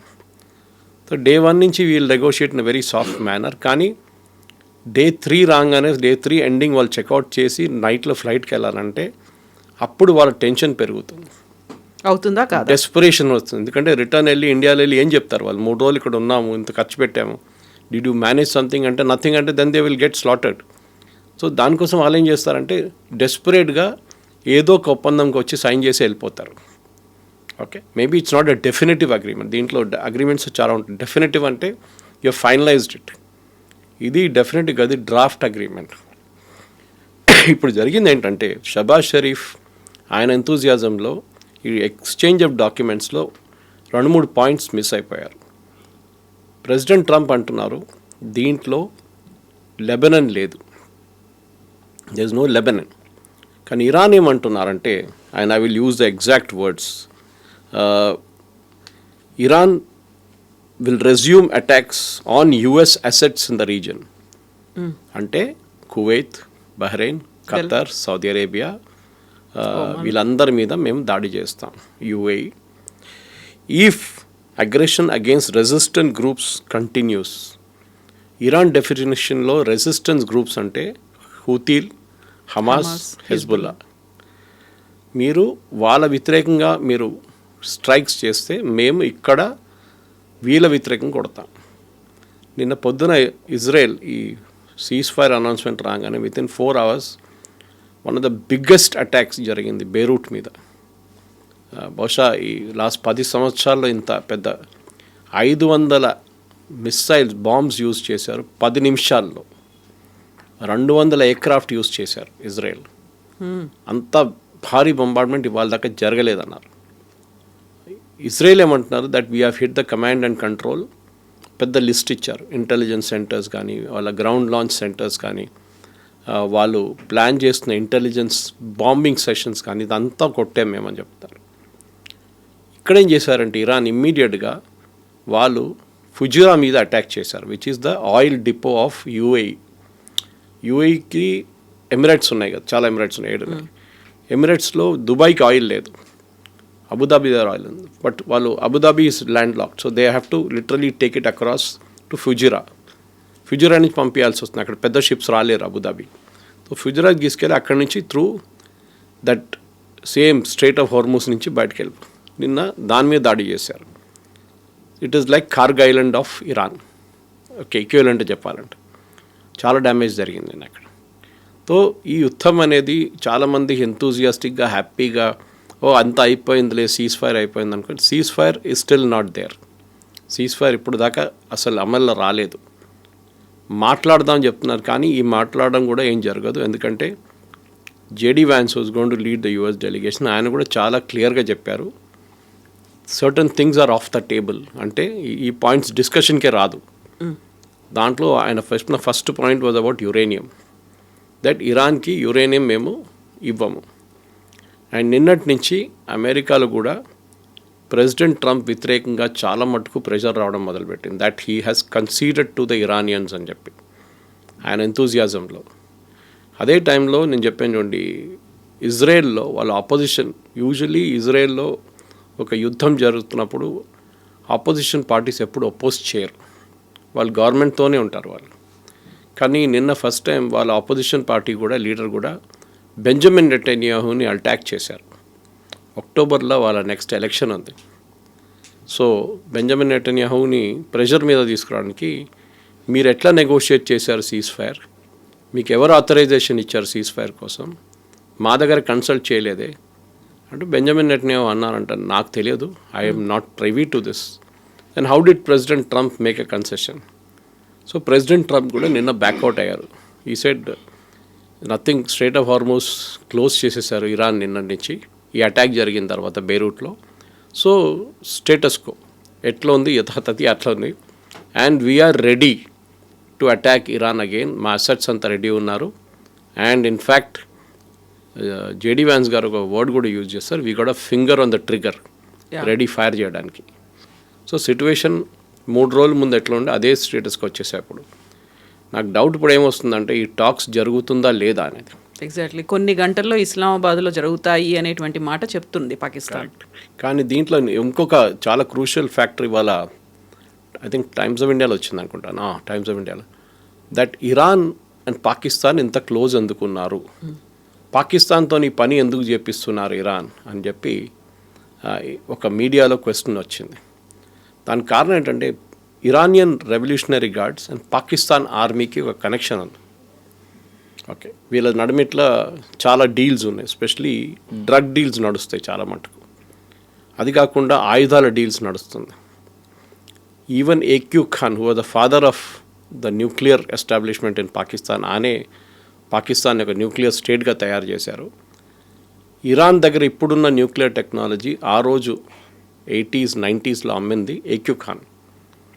సో దానికోసం Iran Revolutionary Guards Pakistan prefer చేస్తారు, not Oman or Turkey or Egypt, ఎందుకంటే వీళ్ళు మా మాట వింటారని చెప్పేసి. కానీ ఇప్పుడు ఏమైందంటే ఈ ఒప్పందం చేశారు, టాక్స్ అంటున్నారు, కానీ ఏం జరగదు. We will go back to square one. మీరు నెక్స్ట్ వీక్ కావాలంటే ఇంకో షో చేద్దాం మనం, it will be just at America will start bombing, ఇంకోసారి బాంబింగ్ మొదలు పెడతారు వాళ్ళు. అది ఇవ్వాలో రేపు ఇజ్రాయెల్ కూడా కొట్టొచ్చు ఇరాన్ని, అది కూడా జరగవచ్చు కావాలంటే. Because Netanyahu is under tremendous pressure. వాళ్ళ ఆపోజిషన్ లీడర్ ఏమంటున్నారంటే you have left a job unfinished. ఇరాన్ని మొత్తం ధ్వంసం చేయాలండే, but you have left it unfinished. ఏం చేస్తున్నారు మీరని వాళ్ళ ఆపోజిషన్ లీడర్ అడుగుతున్నారు. సో నెటన్యాహూ మీద చాలా పెద్ద ప్రెషర్ ఉంది ఇప్పుడు. And I have a doubt, నిన్న రాత్రి నుంచి హమాస్ కూడా మొదలుపెట్టారు వాళ్ళ ఇన్ని రోజులు Hamas was keeping quiet. Hamas కూడా చిన్న చిన్న అటాక్లు మొదలుపెట్టారు. సో పాసిబ్లీ ఇంకొక ఫ్రంట్ ఓపెన్ అప్ అయిపోతుంది. హూతీలు కూడా స్టార్ట్ చేస్తారేమో. అండ్ ఈ అటాక్ జరిగి so called cease fire announce చేసిన తర్వాత వితిన్ 4 hours ఇజ్రాయెల్ మీద దాడులు జరిగినాయి, మిసైల్ దాడులు. ఇదంతా మీడియాలో ఎక్కువ హైలైట్ రావట్లేదు. కొన్ని ఛానల్స్లో, అమెరికన్ ఛానల్స్లో ఇది కనిపిస్తుంది. You can see it on CNN, you can see it on ABC, MS news, దీంట్లో కనిపిస్తుంది. కానీ మన దేశంలో ఉన్న ఇంగ్లీష్ ఛానల్స్లో కానీ ఈవెన్ వెర్నాక్యులర్ ఛానల్స్లో కూడా దీని గురించి ఎక్కువ మాట్లాడలేదు. మనందరూ సీజ్ ఫైర్ గురించి మాట్లాడుతున్నాం. Whereas there is no ceasefire right now. So ceasefire అనేది అసలు ఎక్కడా జరగట్లేదు. కాకపోతే 3 కంట్రీస్ మాత్రం ఒక లాగర్ హెడ్స్ అంటారు కదా, మాదే నెగ్గాలి అనే పంతంతో ఉన్నప్పుడు మైండ్ గేమ్ ఎవరు ఆడుతున్నారు, ఎవరి స్ట్రాటజీ ఎలా ఉంటుంది అనే దాంతోపాటుగా ప్రపంచ దేశాల మీద విపరీతమైనటువంటి ఇంపాక్ట్ ఉండబోతోంది కదా. ఎవరు మధ్యవర్తిత్వం వహించాలి, ఎవరు ముందడుగు వేయాలంటారు? సో దీంట్లో ఏమైపోతుందంటే, మనం అందరు క్రూడ్ ఆయిల్ గురించి మాట్లాడుతున్నాం. ఇవాళ పొద్దున కూడా I was listening to a story by manufacturing company. వాళ్ళు హీలియం గురించే మాట్లాడుతున్నారు. మాకు పెద్ద హీలియం షార్టేజ్ ఉంది. And this a US company. And health care sector, semi conductors, ప్రతి దాని మీద, ఈవెన్ ఆయుధాలు, US ఆయుధాలు తయారు చేయడం స్లో డౌన్ ఎందుకు అయిందంటే హీలియం లేదంట. And one of the countries which maximum produce చేసే హీలియం ప్రొడ్యూస్ చేసే కంట్రీ ఖతార్. వాళ్ళ హీలియం ప్లాంట్ మీద కొట్టారు Iran. So their helium production is ఆగిపోయింది. చూడండి, వాళ్ళు కూడా ఎంత స్ట్రాటజీగా కొట్టారు ఇరాన్. ఎందుకంటే ఈ ఆయుధాలు తయారు చేసే దాంట్లో చాలా మటుకు హీలియం యూస్ చేస్తారు. So that is also out now straight away. So మీరు ఇది ఎప్పుడైపోయిందంటే ఈ సీజ్ ఫైర్ డీల్, మీరు హార్మూస్ ఓపెన్ చేస్తే సీజ్ ఫైర్ మొదలవుతుంది అన్నారు. ఇంగ్లీష్లో అంటారు, you stop shooting first, then the cease fire, then we will stop. ఎవరు షూటింగ్ ఫస్ట్ స్టాప్ చేస్తారు? మీరు స్టాప్ చేస్తారా, నేను స్టాప్ చేస్తారా?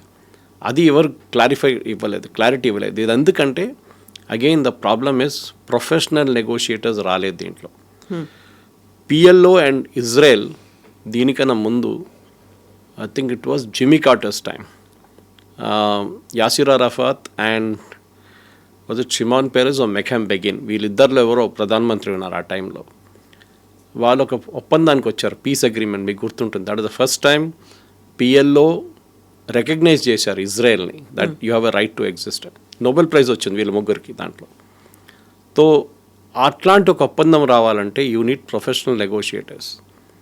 వీళ్ళు ప్రొఫెషనల్స్ ఎవరిని యూజ్ చేయట్లేదు. ఆసారి ప్రొఫెషనల్గా అమెరికన్ గవర్నమెంట్ వైపు నుంచి స్టేట్ డిపార్ట్మెంట్ ఆఫీషియల్ చాలామంది పనిచేశారు. ఈజిప్ట్ వైపు నుంచి కూడా చాలామంది పనిచేశారు అప్పుడు. Very good. I think it was Anwar Sadat ఆ టైంలో, ఆయన టీంలో ఉన్న ఎవరో పనిచేశారు, చాలామంది పనిచేశారు. అది ఇప్పుడు జరగట్లేదు కవిత గారు. That is a major issue. మనం ఒక బ్రాడ్ పారామీటర్స్లో మాట్లాడుతున్నప్పుడు కూడా ఫైన్ పాయింట్స్ చాలా ఉంటుంది. ప్రతి ఒప్పందంలో చిన్న చిన్న points are very very important, crucial అవుతాయి. అది బహుశా ఈ అగ్రిమెంట్లో రాదు అది. ఎందుకంటే the moment you involve Pakistan and వాళ్ళ army, they cannot handle it. Pakistan వెన్యూగా పెట్టుకోండి మీరు కావాలంటే, but the team should have been negotiating team should have been different. Anyway, ఇప్పుడు షబాజ్ షరీఫ్ అంటున్నారు ఇవాళ పొద్దున, మేమిచ్చిన ఒప్పందంలో, మేమిచ్చిన కాగితంలో ఈ లెబనాన్ ఉందంటున్నారు. కానీ ట్రంప్, నేను చెప్పాను చూడండి దీనికన్నా ముందు, he says the piece of paper which I got doesn't have Lebanon in it. So ఎవరు అబద్ధం చెప్తున్నారు, ఎవరు నిజం చెప్తున్నారు? ఇంకొక మాట వెరీ అందరు చాలా సర్కాస్టిక్గా మాట్లాడినారు, టోల్ కలెక్షన్ గురించి. మీరు కూడా వినుంటారు, బ్యారెల్కి $1 $1.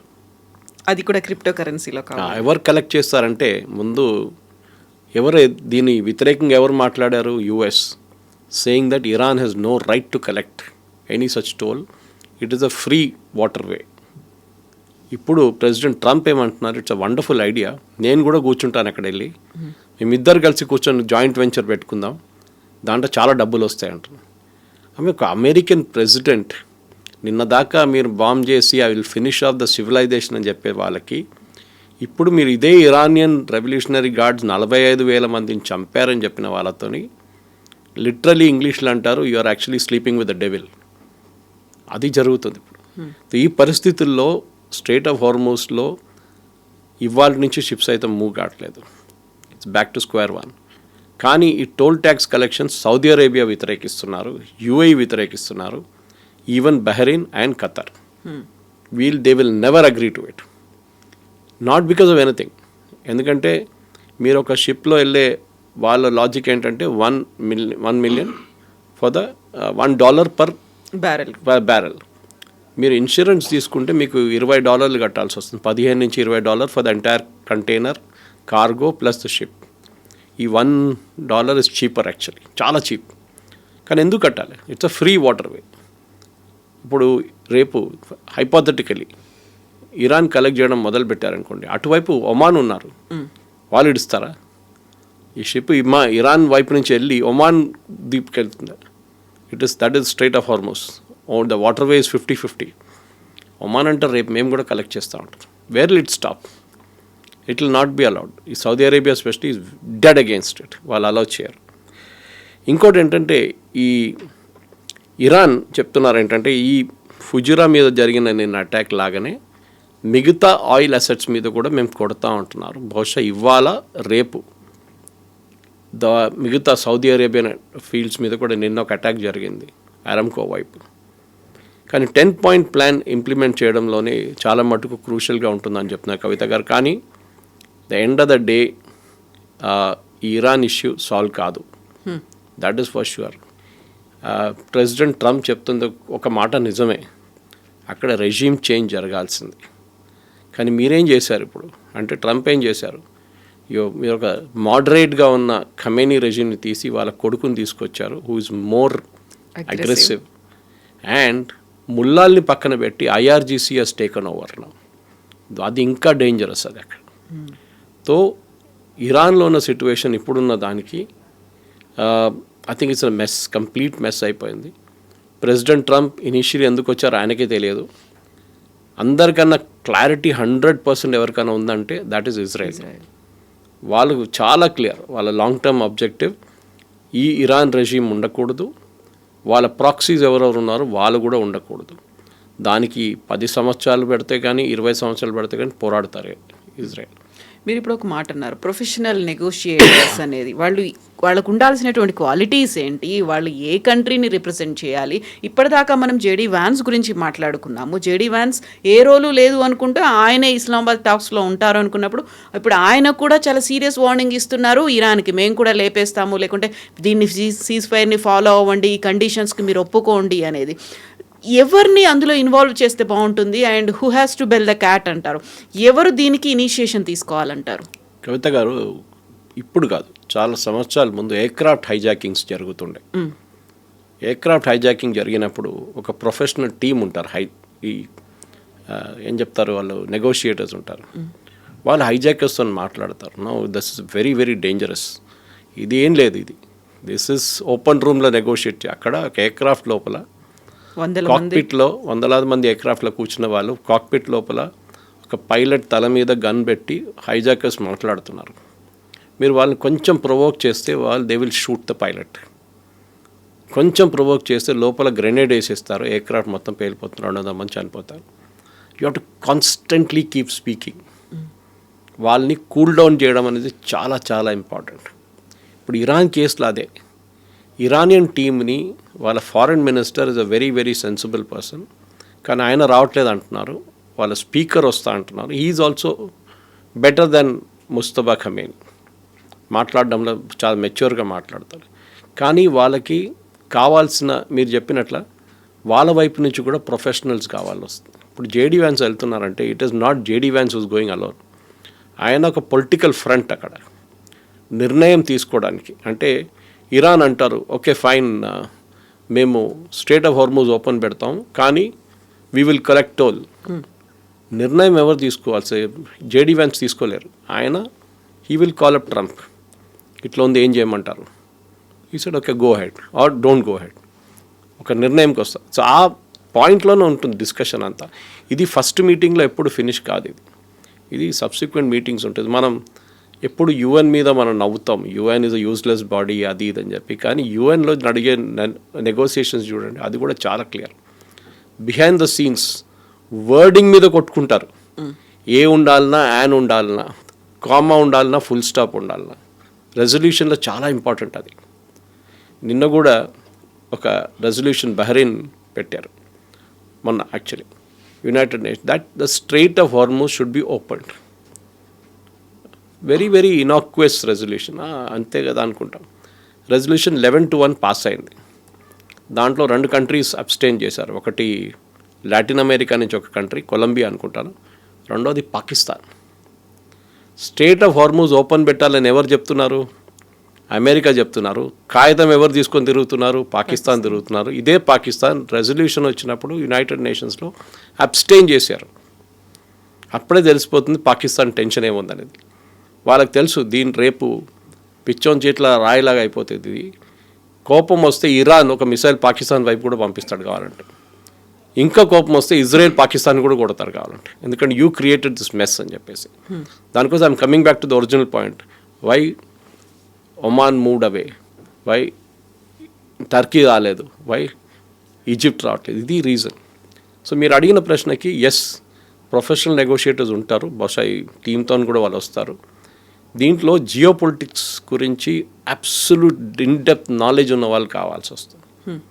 ఓకే, మీకు ఫర్ ఎగ్జాంపుల్ ఇమ్మీడియట్గా అడిగితే how many million barrels of oil Iran produces per day అనగానే ఆ డేటా చెప్పడానికి పక్కన కూడా ఉండాలి నెగోషియేషన్స్లో. అది కూడా ఇది చాలా ఇంపార్టెంట్ ఉంటుంది నెగోషియేషన్. సో జరుగుతుంది, maybe this the first step. కానీ ఇప్పుడు కూడా I have all my doubts. First of all cease fire లేదు. రేపు వీళ్ళు సాటర్డే రోజు మీట్ అవుతున్నప్పుడు, and mark my words, Israel ఒక పెద్ద దాడి చేస్తారు. It mostly will be in Lebanon. దాన్ని ప్రొవోక్ చేయడానికి ఇరాన్ తీసుకెళ్ళి సౌదీ అరేబియానో యూఏఈ మీద కొడతారు బాంబు, లేకుంటే ఖతార్ మీద కూడా. దాంతో పాకిస్తాన్లో జరిగే చర్చలంతా విఫలమైపోతుంది అక్కడ కంప్లీట్గా. దిస్ ఇస్ ఇంటర్నేషనల్ డిప్లొమసీ కవిత గారు. అండ్ చెప్పలేము ఇది ఇక్కడ నుంచి. ఇట్స్ టైట్ రోప్ వాక్ అంటారు ఇంగ్లీష్లో. You have to be extremely సర్కస్లో టైట్ రోప్ వాక్ చేస్తారు చూడండి, అలా బ్యాలెన్స్ చేస్తూ పోవాల్సి వస్తుంది. ఎందుకంటే ఒకవైపు అమెరికా వాళ్ళ డామినెన్స్ చూపిస్తారు, మేమే వరల్డ్స్ బెస్ట్, మేమే world super power, military number 1, air force number 1, navy number 1 అంటారు. కానీ ఇటువైపు ఇరాన్, వే ఆఫ్ సర్వైవ్డ్, మీరు ఇంత బాంబింగ్ చేసినా కానీ మేము సర్వైవ్ అయ్యాం. కానీ ఇరాన్ కూడా ప్రాక్టికల్గా ఆలోచించాల్సి వస్తుంది. వాళ్ళ దగ్గర డబ్బులు లేవు, నీళ్ళది పెద్ద సమస్య ఉంది, వాళ్ళ డీసాలినేషన్ ప్లాంట్స్ని కొట్టారు, వాళ్ళ ఆయిల్ అసలు ఒక చుక్క కూడా బయటికి వెళ్ళట్లేదు ఇప్పుడు. ఇట్లాంటి పరిస్థితుల్లో ఇరాన్ ఇంకా నాట్ ఈవెన్ 2 నెలలు కాదు 3 నెలలు కూడా వాళ్ళు బతకలేరు. They are completely bankrupt.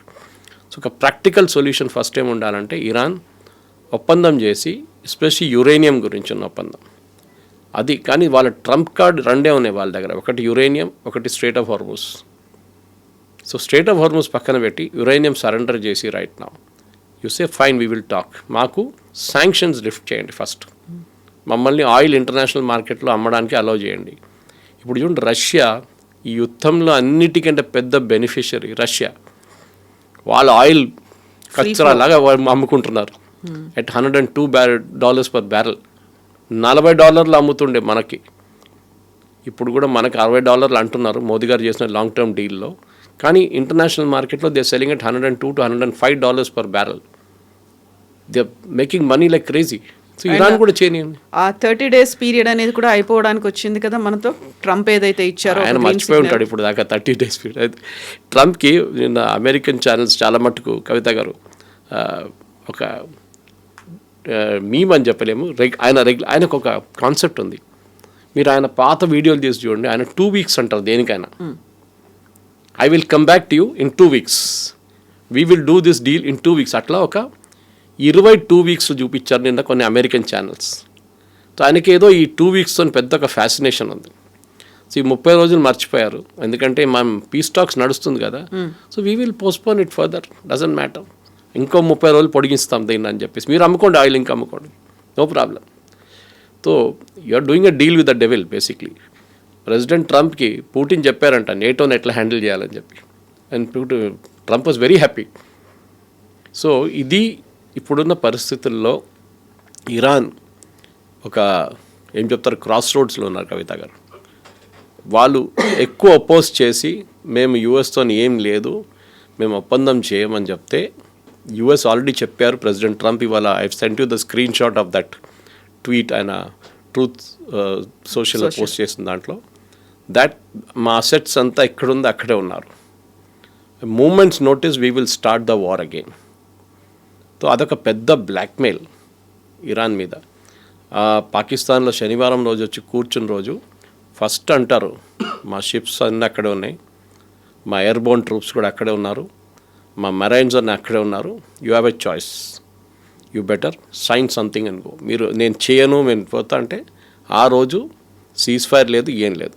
అప్పటికి 6th వీక్ కంటిన్యూ అయిపోయి 7th వీక్లోకి ఎంటర్ అవుతుంది. ట్రంప్ మీద ఒకటే ప్రెషర్ ఏంటంటే, ఒకటి కాదు చాలా మటుకు ప్రెషర్ ఏంటంటే అక్కడ ఆయిల్ ప్రైసెస్ తగ్గాలి, స్టాక్ మార్కెట్ స్టెబిలైజ్ అవ్వాలి. ఇది రెండు ఉన్నాయి చాలా మటుకు. అది మన వైపు కూడా అంతే. Moment US stock markets improve, European stock markets ఉంటుంది, ఏషియన్ స్టాక్ మార్కెట్స్ పికప్ అయిపోతుంది, హాంకాంగ్ అని సింగపూర్ కానీ కొరియన్ స్టాక్ మార్కెట్స్ పికప్ అవుతుంది, మనది కూడా పికప్ అవుతుంది. ఈ రెండు point oil plus stock market, ఈ రెండు కంట్రోల్లో ఉంటేనే ట్రంప్కి ఒక మేజర్ డొమెస్టిక్ సెగ్మెంట్లో ఆయన కొంచెం రిలీఫ్ వస్తుంది. సో బహుశా ఆయన ఈ 30-40 రోజులు ఈ ఆయిల్ అంతా మార్కెట్లో ఫ్లడ్ చేసేసి రేట్లు తగ్గించిన తర్వాత maybe next bombing campaign start చేస్తారు ఆయన. అది according to me that is what is going to happen. ఒక ట్వీట్ చేశారు, reports of Iran negotiating team entering Islamabad are false okay అని చెప్పి వాళ్ళ ఫాల్స్ న్యూస్ ఏజెన్సీ అని ఇంకోటి మన ఐఆర్జీసీ వాళ్ళ న్యూస్ ఏజెన్సీ, అది వాళ్ళని కోట్ చేసి వీళ్ళు అంటున్నారు. తెలుగులో చెప్పాలంటే బేసిక్లీ సమ్ మీడియా అవుట్లెట్, కొన్ని మీడియా అవుట్లెట్స్ ఏం చెప్తున్నారంటే మా నెగోషియేటింగ్ టీమ్ ఇస్లామాబాద్ చేరుకుంది అండ్ వాళ్ళు యుఎస్ అఫీషియల్తోని చర్చలు నడబోతున్నారు, దానికి తయారవుతున్నారు. It is completely false. Negotiations remain suspended until United States upholds its commitments regarding ceasefire in Lebanon and the Israeli regime stops its attacks. అంటే ఈ లెబనాన్లో జరిగే దాడులు, ఇజ్రాయెల్ చేస్తున్న దాడిని ఆపాలి మొత్తంగా, దాంతోపాటు ఈ ఇజ్రాయలీ రెజ్యూమ్ని కూడా అరికట్టాలని చెప్తున్నారు. That is the main thing వీళ్ళు చెప్తున్నారు. కానీ కవిత గారు దీనికన్నా పెద్ద స్టోరీ ఒకటి. నేను ఇవాళ పొద్దున ఒక అమెరికన్ న్యూస్ ఛానల్ చూశాను, ఎందుకు పాకిస్తాన్ రోల్ దీంట్లో వచ్చింది చాలా మటుకు. వై పాకిస్తాన్? తో ఈ చర్చలు మొదలైనప్పుడు పాకిస్తాన్ లేకుండే దీంట్లో. ఈ చర్చలు మొదలయ్యే ముందు కవిత గారు ఒక చాలా యూనిక్ సీన్ జరిగిందంట. ఫస్ట్ అమెరికా కనుక్కున్నారు ఎవరు ఈ చర్చల్ని మీడియేట్ చేయాలని, అంటే నడిమిట్లు ఎవరన్నా ఉండాలి కదా. సో ఫస్ట్ ఆప్షన్ ఒమాన్, ఎందుకంటే ఒమానే చర్చలు జరిపారు ఎప్పటి నుంచో. లాస్ట్ ఇయర్ మీకు గుర్తుంటుంది జూన్లో జరిగిన చర్చల తర్వాత ఆల్మోస్ట్ ఒక ఒప్పందానికి వచ్చేసారు జెనీవాలో. ఒకవైపు ఇరానియన్ డెలిగేషన్, ఇంకోవైపు ఒమానీ డెలిగేషన్ ఒక డ్రాఫ్ట్ రెజల్యూషన్ తయారు చేసుకున్నారు. ఇరానియన్ లీడర్షిప్, అప్పుడు ఖమెనీ ఉండే ఆయన వాళ్ళు అప్రూవ్ చేశారు. Everything was ready. ఆ రోజు రాత్రి నెక్స్ట్ డే అమెరికా బాంబ్ వేశారు ఇరాన్ మీద, ఇజ్రాయెల్తో సహా. అది పోయింది. తర్వాత జూన్లో జరిగిన దాని తర్వాత ఈసారి ఫిబ్రవరి 1st వీక్లో జెనీవాలో మళ్ళీ నెగోసియేషన్స్ మొదలైంది. దాంట్లో చాలా క్లియర్గా ఆ నెగోసియేషన్లో మళ్ళీ ఇరాన్ చెప్పారు, లాస్ట్ టైం మేము ఇక్కడ కూర్చున్నాం మా మీద అక్కడ బాంబు వేశారు, ఈసారి ఏర్ కాదంటే Oman gave an assurance saying nothing will happen. కానీ చూడండి అక్కడ కూడా అదే జరిగింది. ఆల్మోస్ట్ వాళ్ళు ఒక యురేనియం గురించి కూడా చాలా మటుకు దే వాక్ డౌన్, చాలా మటుకు అగ్రీ చేశారు ఇరాన్. కానీ ఫిబ్రవరి 28 తారీఖు బాంబు వేశారు మళ్ళీ. తో ఈసారి ఒమాన్ అన్నారు we're not getting into it, నేను దీంట్లో రావట్లేదు, ఎందుకంటే మేము ఎప్పుడు మాట్లాడినా కానీ దాని తర్వాత బాంబు వచ్చి పడుతుండే. తో అమెరికా ఈజిప్ట్ దగ్గర అడిగారు, ఈజిప్ట్ అండ్ టర్కీ. సో దీంట్లో కండిషన్ ఒకటి ఉండే, ఈ మీడియేటింగ్ నేషన్ ఇస్లామిక్ నేషన్ ఉండాలి. దానికోసం కొంతమంది జయశంకర్ గారి దగ్గర అడిగారు, మనం ఇండియా ఎందుకు వెళ్ళట్లేదు అంటే we don't want to get into it, this messy affair. పాకిస్తాన్కి పబ్లిసిటీ కావాలి, వాళ్ళు చేసుకుంటున్నారు, చేసుకొనియండి. ఈజిప్ట్ దగ్గర వెళ్తే ఈజిప్ట్ ఏం చెప్పారంట, అంత బాగానే ఉంది, వీఆర్ రెడీ, మేము మీ 1 స్టెప్ వెనక ఉంటాం, మీరు ముందు ఉండండి అని చెప్పారంట. ఎవరు ఉంటారో వాళ్ళని ఫస్ట్ పెట్టండి, మేము we will be behind you. ఎందుకంటే ఈజిప్ట్ చెప్పారంటే మేము we share a border with Israel. రేపు ఈ చర్చల్లో ఏదైనా జరిగిందనుకోండి, తప్పు జరిగితే ఇజ్రాయెల్ మా మీద కోపం తీర్చుకుంటారు. We don't want to get into it. టర్కీని అడిగారు, టర్కీ అన్నారంట మాకు కూడా ఇరాన్తో ఇష్యూస్ ఉన్నాయి, ఒక టైంలో మేము ఆయుధాలు సప్లై చేస్తుండే వాళ్ళకి. ఇప్పుడు వాళ్ళ మీద ఏమైనా రేపు మళ్ళీ దాడి జరిగితే, లేకుంటే వాళ్ళ మీద ఏదైనా ఏం చెప్తారు నెగటివ్గా మీరు ఈ రెజల్యూషన్ తీసుకొస్తే, వాళ్ళు మళ్ళీ మా దగ్గర రేపు మా వైపు ఒక మిసైల్ కొట్టేస్తారు. ఆల్రెడీ ఒక మిసైల్ కొట్టారు starting of the war. I think first week second వీక్లో కొట్టారు టర్కీ వైపు. We're not getting it. America next Indonesia దగ్గర వెళ్ళారు. Islamic nation, world's largest Muslim population. వాళ్ళ దగ్గర వెళ్ళి అడిగారు మీరు. Indonesia said boss it's all fine, మేము వస్తాం కావాలంటే, కానీ ఒకటి ఉంది, ఈ గొడవ అంతా అయిన తర్వాత we're actually signing an agreement with Israel. ఇజ్రాయెల్ని అంగీకరించుకుంటూ మేము ఒక అగ్రిమెంట్ సైన్ చేస్తున్నాం. దాంట్లో ఇజ్రాయెల్ ఎంబసీ ఇండోనేషియాలో జకార్తాలో ఓపెన్ చేస్తారు. మా ఎంబసీ మేము వాళ్ళ క్యాపిటల్లో ఓపెన్ చేయబోతున్నాం, ఇజ్రాయెల్ క్యాపిటల్. ఇది మేము ఒక ఒప్పందానికి వచ్చేసామని చెప్పారు. సో ఈ పాయింట్ మీదే ఎక్కువ మటుకు డిస్కషన్ జరిగింది. సో ఫైనలీ పాకిస్తాన్ని తీసుకురావాల్సి వచ్చింది. పాకిస్తాన్ అన్నారు ఓకే ఫైన్, వాళ్ళు డెస్పరేట్ ఉన్నారు. దానికి కారణం అది Asim Munir, field marshal Asim Munir and IRGC లీడర్షిప్కి చాలా క్లోజ్ కనెక్షన్ ఉంది, even though they are Shia and Sunni. అది కారణం ఏంటంటే ఈ పాకిస్తానీ ఆర్మీ చీఫ్స్ అందరూ చాలా మటుకు స్విట్జర్లాండ్లో బ్యాంక్ అకౌంట్లు కానివ్వండి, లండన్లో ఇల్లు కొనుక్కుంటారు ఫస్ట్.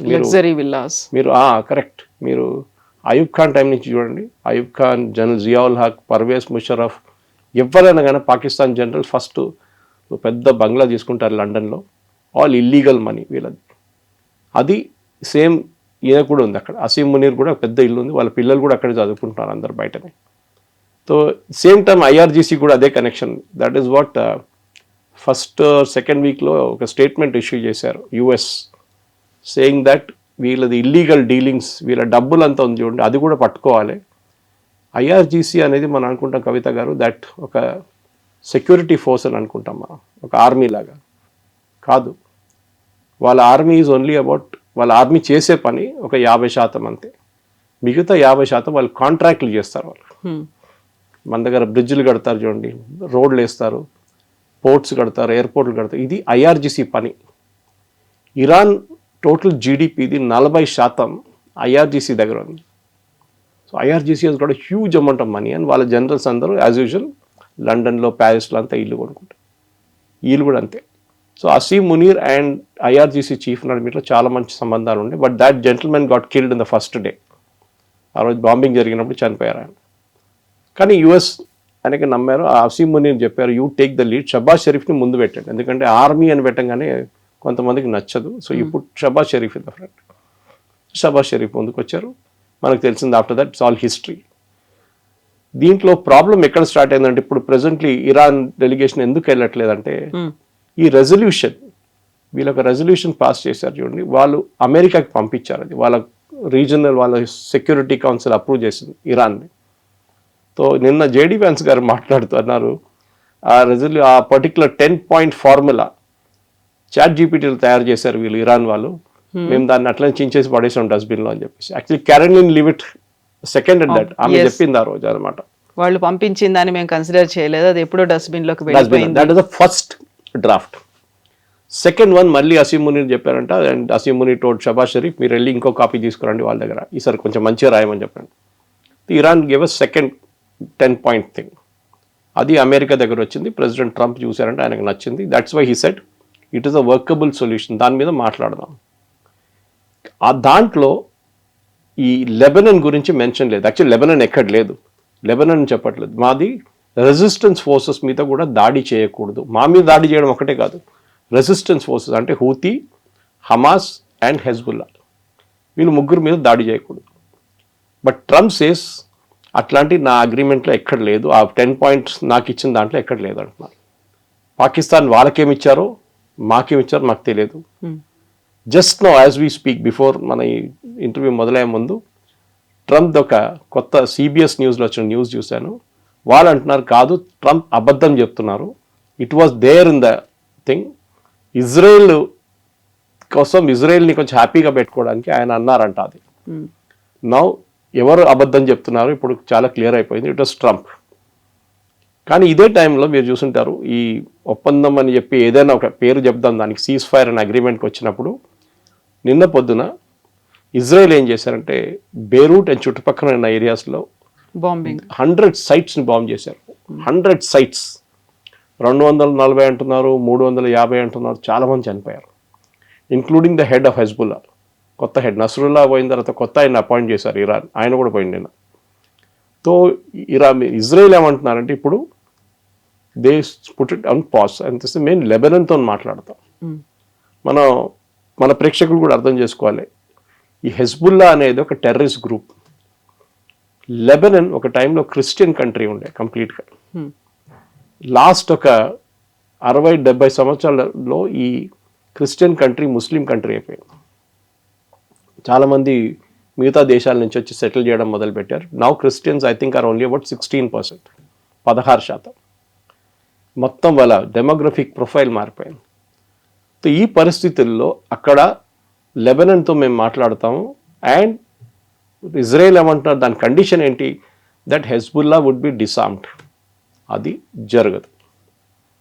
లెబనాన్కి అడగడానికి దమ్ లేదు, హెజ్బుల్లా చెప్తే పట్టించుకోరు. సో ప్రెడిక్టబ్లీ వారం తర్వాత మళ్ళీ, వారం కూడా అక్కర్లేదు, 4 రోజుల తర్వాత మళ్ళీ మొదలవుతుంది. ఎందుకంటే ఈ ఇష్యూ హెజ్బుల్లాతో ఉన్న ఇష్యూ ఎప్పటి నుంచో ఉంది, 40 సంవత్సరాల నుంచి ఉంది. ఇరాన్ తీసుకొచ్చి కూర్చోబెట్టిన ఒక గ్రూప్ ఇది. As much as Hamas sitting in Gaza. Gaza ఎవరిది? Gaza comes under Palestinian Authority. ఎవరు? మన యాసిర్ అరాఫాత్ వాళ్ళ పార్టీది. వెస్ట్ బ్యాంక్ వాళ్ళదే, గాజా కూడా వాళ్ళదే. కానీ వాళ్ళు అథారిటీ అక్కడ పేరు కోసం అథారిటీ ఉంది, కానీ అథారిటీ వాళ్ళు అక్కడ స్థాపించలేకపోతున్నారు. హమాస్ వచ్చి కూర్చున్నారు అక్కడ. Same situation Lebanon, same situation Yemen. అక్కడ హూతీ అనే ఒక గ్రూప్ వచ్చి కూర్చున్నారు. వాళ్ళు ఇప్పుడు ఆ దేశం టేక్ ఓవర్ చేసుకున్నారు, కానీ ఇప్పుడు వాళ్ళని చాలా మటుకు సౌదీ అరేబియా కంట్రోల్ చేశారు. 1/3 of Yemen is with హూతీస్.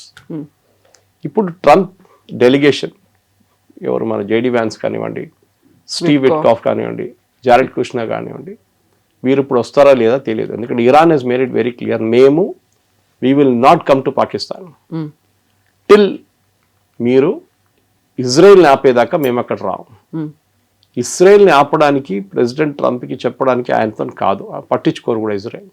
Maybe డిప్లొమాటిక్లీ వాళ్ళు అంటారు, okay 1 week 2 weeks we will manage అని, అంతే. దానికన్నా ముందు వీళ్ళు వెళ్ళలేరు.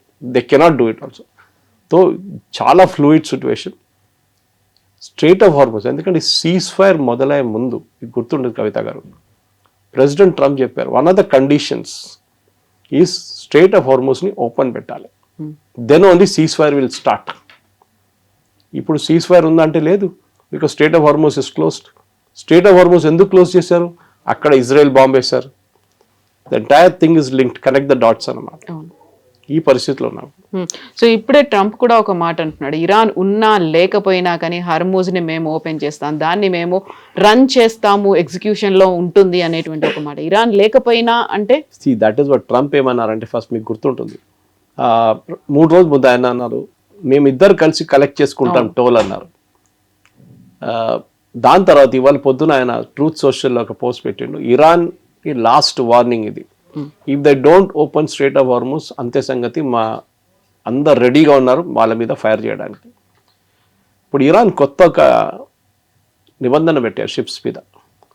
అది ఆ మ్యాప్ బహుశా మీరు చూసుంటారు, మన ఎడిటింగ్ టీం కూడా మ్యాప్ పెట్టేస్తే బాగుంటుంది. అది ద ఇంటర్వ్యూ. ఒక యూటర్న్ ఉంటుంది చూడండి, దాంట్లో ఒకవైపు ఇరాన్, ఒకవైపు ఒమాన్ ఉంది. వాళ్ళేమంటారు, మీరు ముందు షిప్స్ అన్ని ఒమాన్ వైపు నుంచి వెళ్తుండే చాలా మటుకు, ఇరాన్ వైపు నుంచి ఎగ్జిట్ అవుతుండే. ఇలా అంటారు, కాదు, ఎగ్జిట్ అండ్ ఎంట్రీ రెండు మీరు అదే వైపు నుంచి రావాలి. You have to come only from the Iranian side. అక్కడ చిన్న ఒక ఐలాండ్ ఉంది, I forget the name of the island.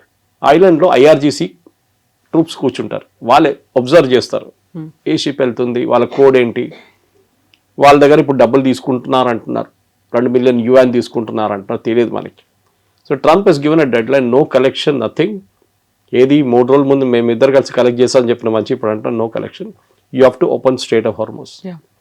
So నా అంచనా ప్రకారం I think what will happen is, Trump ఈ 2 weeks కూడా వెయిట్ చేయరు.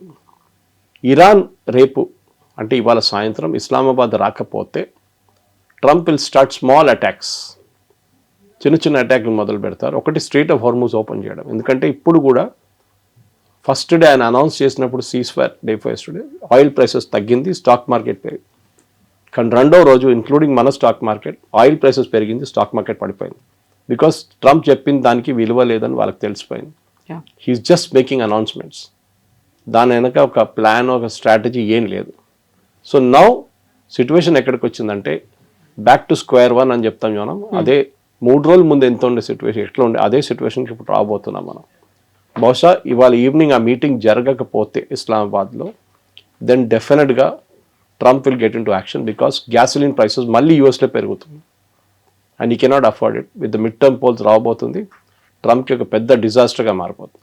ఎగ్జాక్ట్లీ. ఇప్పుడు ఇస్లామాబాద్ టాక్స్ అనేవే 2 దేశాల మధ్య జరుగుతాయి, పాకిస్తాన్లో దానికి వేదిక అవుతుంది అని చెప్పిన తర్వాత అమెరికా ఆల్ సెట్, ఎవరెవరు వెళ్తున్నారు, ఎప్పుడు బయలుదేరుతున్నారు, ఆల్రెడీ అక్కడ 30 మంది టీం వెళ్ళి చూస్తోంది అక్కడ ఏర్పాట్లు ఎలా ఉన్నాయి అనేది. ఇన్ని చూస్తుంటే ఇరాన్ దగ్గర నుంచి అటువంటి ఒక బృందం రాలేదు, ఎవరు వస్తారు లేదు అనేది ఉన్నప్పుడు అమెరికా, అందులోనూ డొనాల్డ్ ట్రంప్ చూస్తూ ఊరుకోరు కదా. ఇక్కడ దాకా వచ్చిన తర్వాత ఎవరిని ఫూల్ చేస్తున్నారు, ఎవరిని ఇన్సల్ట్ చేస్తున్నారు అనే మాట వస్తుంది. ఇది నెగోసియేషన్లో ఒక టాక్టిక్ ఇది. అంటే మీరు ఆపోజిట్ పార్టీ ఏమి ఎక్స్పెక్ట్ చేస్తున్నారు అది చేయకూడదు. చేస్తే మళ్ళీ దేర్ ఇస్ నో నెగోషియేషన్, మీరు యాక్సెప్టెన్స్ ఉంటుంది అప్పుడు. సో ఇరాన్ క్లాసిక్ గేమ్ ఆడుతున్నారు. ఇది ట్రంప్కి తెలియట్లేదు, బహుశా ఆయనకు తెలిసి ఉంటుంది కానీ ఆయన is not anticipating this will happen అని. కనెక్షన్ నేను చెప్పాను చూడండి, Lebanon, Hezbollah, Israel, Iran, straight of Hormuz and Pakistan, ఇదన్నీ ఒక కనెక్షన్ ఉంది. ఇప్పుడు ఒక్కటి జరుగుతూనే ఒకటి మూవ్ అవుతుంది చెస్ బోర్డ్ లాగా, otherwise it will not move. And డెఫినెట్గా ట్రంప్ స్ట్రాటజీ ఆయన ఏం చెప్పట్లేదు కానీ ఆయన ఇప్పుడు లాస్ట్ ఒక 5-6 అవర్స్లో వచ్చిన ట్రూత్ సోషల్ చూస్తే ఆయనకు చాలా కోపం వచ్చినట్లుంది. దట్ అమెరికాలో ప్రతి ఛానల్ ఆయన తిడుతున్నారు. మీరు చూసుంటారు, న్యూయార్క్ టైమ్స్ని, New York false news, fake news. నేను సరెండర్ చేశాను అంటాడు. ఏం సరెండర్ చేశాను, నేనేం సరెండర్ చేయలేదు, America is not lost, America is one, అది ఇదని చెప్పి ఫుల్. దాంతోపాటు నిన్న సాయంత్రం, ఇవాళ పొద్దున కూడా అనుకుంటాను అదే టైంలో ముస్తఫా ఖమీనీ నుంచి ఒక స్టేట్మెంట్ వచ్చింది, సేయింగ్ దట్ మా దగ్గర చనిపోయిన వాళ్ళకి సంతాపం తెలుపుతూ వాళ్ళ చనిపోయిన ఎవరెవరు వాళ్ళని చంపారో వాళ్ళని మేము ఇడవాము. So that means Israel and US. అది కాకుండా మా దాంట్లో డెస్ట్రాయ్ చేసిన అన్ని ఇన్ఫ్రాస్ట్రక్చర్ కానీ హౌసింగ్ కానీ ఏదైనా దానికి నష్టపరిహారం ఇవ్వాల్సిందే. So they have to give money. So this is complicating things more. ఆయన బతికున్నాడా లేదా మనకు తెలియదు కానీ బట్ ఒక స్టేట్మెంట్ మాత్రం రెగ్యులర్గా వస్తూనే ఉంది అనమాట. So somebody is giving a statement. అంటే అక్కడ ఇరాన్లో ఉన్న పొలిటికల్ గేమ్ అర్థం చేసుకోండి Kavitha garu. He is indirectly telling IRGC, boss I'm your boss, so మీరు నా మాట వినాల్సిందే, don't go and negotiate directly with US. ఇరాన్లో ఒక హార్డ్ కోర్ గ్రూప్ ఉంది, ఇస్లామిస్ట్ గ్రూప్, ఐఆర్జీసీలోనే. వాళ్ళు అమెరికాతో ఏ ఒప్పందానికి అగ్రీ చేయరు. They will not, as long as అటువైపు ఇజ్రాయెల్ కూర్చున్న దాకా. ఏ రోజు ఇజ్రాయెల్ వాళ్ళ పని చూసుకుని వాళ్ళు వెళ్ళిపోతారు, అమెరికా ఒక్కరైపోతారు, ఆ రోజు they will get in to the act. So IRGC వైపు నుంచి జరిగే ఈ గేమ్ నడుస్తుంది. నేను నిన్న 2-3 American commentators, serious political commentators వాళ్ళ టాక్స్ విన్నాను. వాళ్ళు కూడా ఇదే అంటున్నారు, ఇది టిపికల్ అయతొల్లా ఖొమేనీ 79లో వచ్చిన అదే టైంలో జరిగిన ఒక కిడ్నాపింగ్ జరిగింది, మీకు గుర్తుంటుంది. అమెరికన్ ఎంబసీలో ఉన్న వాళ్ళ స్టాఫ్ని హాస్టేజ్గా ఉంచుకున్నారు. I think it went on for 1 year. Okay, దాని నడుమిట్లో ఒక రెస్క్యూ అటెంప్ట్ జరిగింది, అది ఫెయిల్ అయింది. అది అమెరికన్స్ ఇవాళ దాకా మర్చిపోలేదు. అదే సిచ్యువేషన్కి ఇప్పుడు వస్తున్నాం మనం.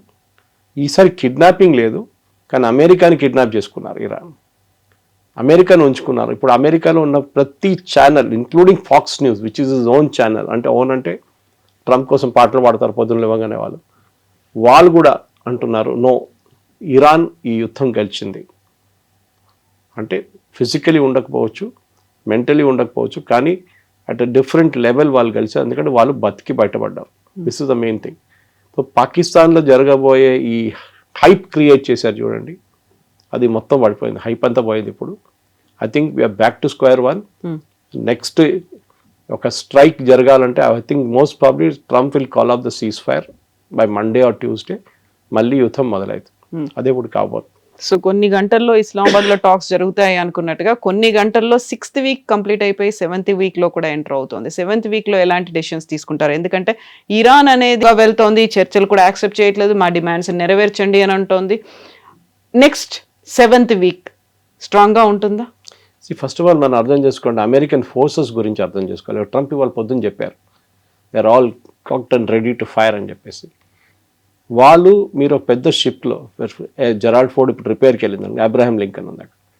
దాంట్లో ఉన్న సెయిలర్స్ 2000, 3000, 4000, 5000 మంది ఉంటారు. వాళ్ళని మెయింటైన్ చేయడం ఈజీ కాదు. అట్ సీ ఈజీ, సేల్ అవుతున్నప్పుడు మీరు ఫిక్స్డ్ పొజిషన్లో యాంకర్ వేసి పెడితే ఇట్స్ వెరీ డిఫికల్ట్. వాళ్ళ ఫుడ్ కానీ వాళ్ళ నీళ్ళు అన్నీ ఇస్తారు, అన్నీ ఉంటుంది, కానీ ఇన్యాక్టివిటీ అయిపోతుంది. టేక్ ఆఫ్ ఉండదు, ల్యాండింగ్ ఉండదు, ఏముండదు, అది జరగదు. సో దానికోసం అంటున్నాను, they will get in to some kind of action. So ఏదో ఒక చిన్న స్ట్రేట్ ఆఫ్ హార్మూజ్ ఓపెన్ చేయడానికి ప్రెసిడెంట్ ట్రంప్ యూజ్ చేయబోయే స్ట్రాటజీలో మీకు గుర్తుంటుంది, ఫస్ట్ 82nd ఎయిర్బార్న్ ట్రూప్స్ అని చెప్పి యూఎస్ నుంచి తెప్పించుకున్నారు. They are still there in the Gulf. వాళ్ళు పాసిబ్లీ ఖతార్లో ఉన్నారు. వాళ్ళతోనే వాళ్ళు I think you will try and open up Hormuz. ఎందుకంటే ఆ హార్మూజ్ ఓపెన్ చేసి నేను ఓపెన్ చేసేసానని చెప్పి వెళ్ళిపోవడమే ట్రంప్ స్ట్రాటజీ ఇప్పుడు. అదర్వైజ్ ఆయనకి ఇంకే స్ట్రాటజీ లేదు. బికాస్ ఇరాన్ యురేనియం లేదని ఆయనకు కూడా తెలుసు, డస్ట్ అయిపోయిందని ఆయనకు తెలుసు, వాళ్ళ మిసైల్ కేపబిలిటీ మొత్తం పోయిందని, వాళ్ళ డ్రోన్ కేపబిలిటీ పోయింది. రేపు వస్తే కూడా మళ్ళీ వెళ్ళి కొట్టచ్చు దాన్ని. కానీ హార్మూజ్ ఇప్పుడు ఓపెన్ చేయకపోతే, ఇన్ఫ్యాక్ట్ ఇవాళ పొద్దున ఒక క్యాన్బెరా ప్రొఫెసర్ ఆయన ఆస్ట్రేలియన్ టీవీలో మాట్లాడి చెప్పారు, సప్లై చైన్, మన కోవిడ్లో సప్లై చైన్ ఎట్లా ఎఫెక్ట్ అయింది మనకి, ప్రతి చైనా నుంచి రావాల్సిన ప్రతి కెమికల్ కానీ, ప్రతి చిప్ కానీ, ప్రతి ఎలక్ట్రానిక్ ప్రోడక్ట్ కానీ మొత్తం చైనా బ్లాక్ చేసి పడేశారు. This something very similar happening. It is not just crude oil. మన అందరు crude oil, diesel, petrol, gas అనుకుంటున్నాం, కానీ పెట్రోకెమికల్స్, ప్లాస్టిక్ బాటిల్స్ తయారు చేసే కావాల్సిన ప్రోడక్ట్ కూడా ఆగిపోయినాయి. యూరోప్లో దిస్ ఎ మేజర్ ప్రాబ్లం. నాకు ఇవాళ జర్మనీ నుంచి ఒక ఆయన ఒక టెక్స్ట్ పంపించి మీకు ఫార్వర్డ్ చేశాను నేను. చాలా దారుణమైన పరిస్థితి. ఇండియన్ అక్కడ ఇంకొక అబ్బాయి మొన్న ఫోన్ చేసి అంటున్నాడు, సార్ ఇక్కడ మీరు బిలీవ్ చేయరు, eggs are become double the price. ప్రతి దానికి రేట్ పెరిగిపోయింది సార్, ఇక్కడ మేము బతకలేకపోతున్నాం. He is a student who is doing Uber Eats delivery. ఆలోచించండి, సర్వైవ్ చేయడానికి. సో ప్రతి దేశంలో ఈ ప్రాబ్లం ఇప్పుడు వచ్చేసింది. మనం యూ షుడ్ బి థ్యాంక్ఫుల్. ఇప్పుడు నేను చెప్పగానే అందరూ అంటారు మోదీ భజన అంటారు, కానీ మీ పాకిస్తాన్లో 430 రూపాయలకి అమ్ముతున్నారు డీజిల్. ఓకే, పెట్రోల్ ఏదో 300 సంథింగ్.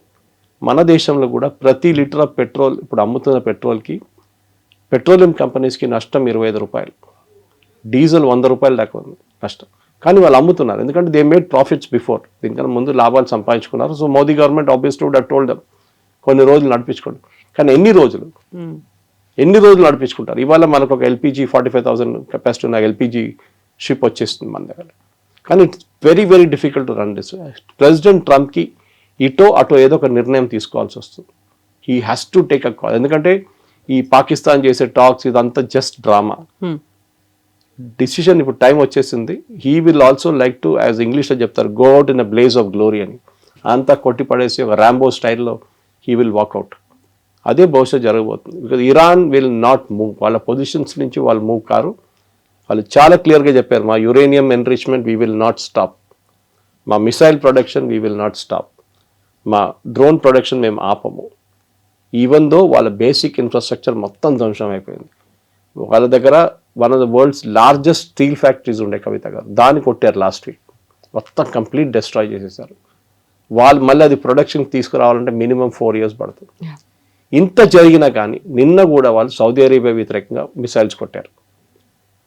వాళ్ళ 11 ఐలాండ్ మీద టార్గెట్ చేశారు ఇజ్రాయెల్, దాని వ్యతిరేకంగా అక్కడ కొట్టారు.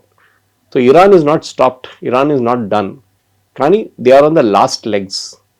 సో ప్రెసిడెంట్ ట్రంప్కి చాలా క్లియర్గా తెలుసు, నెగోసియేషన్ ఇస్ అ టాక్టిక్. నేను వాళ్ళకు ఒక ఆపర్చునిటీ ఇచ్చాను, వాళ్ళు రాలేదు, వాళ్ళు మమ్మల్ని హిట్ చేస్తారు, మమ్మల్ని అటాక్ చేస్తారు, నేనేం చేయాలి?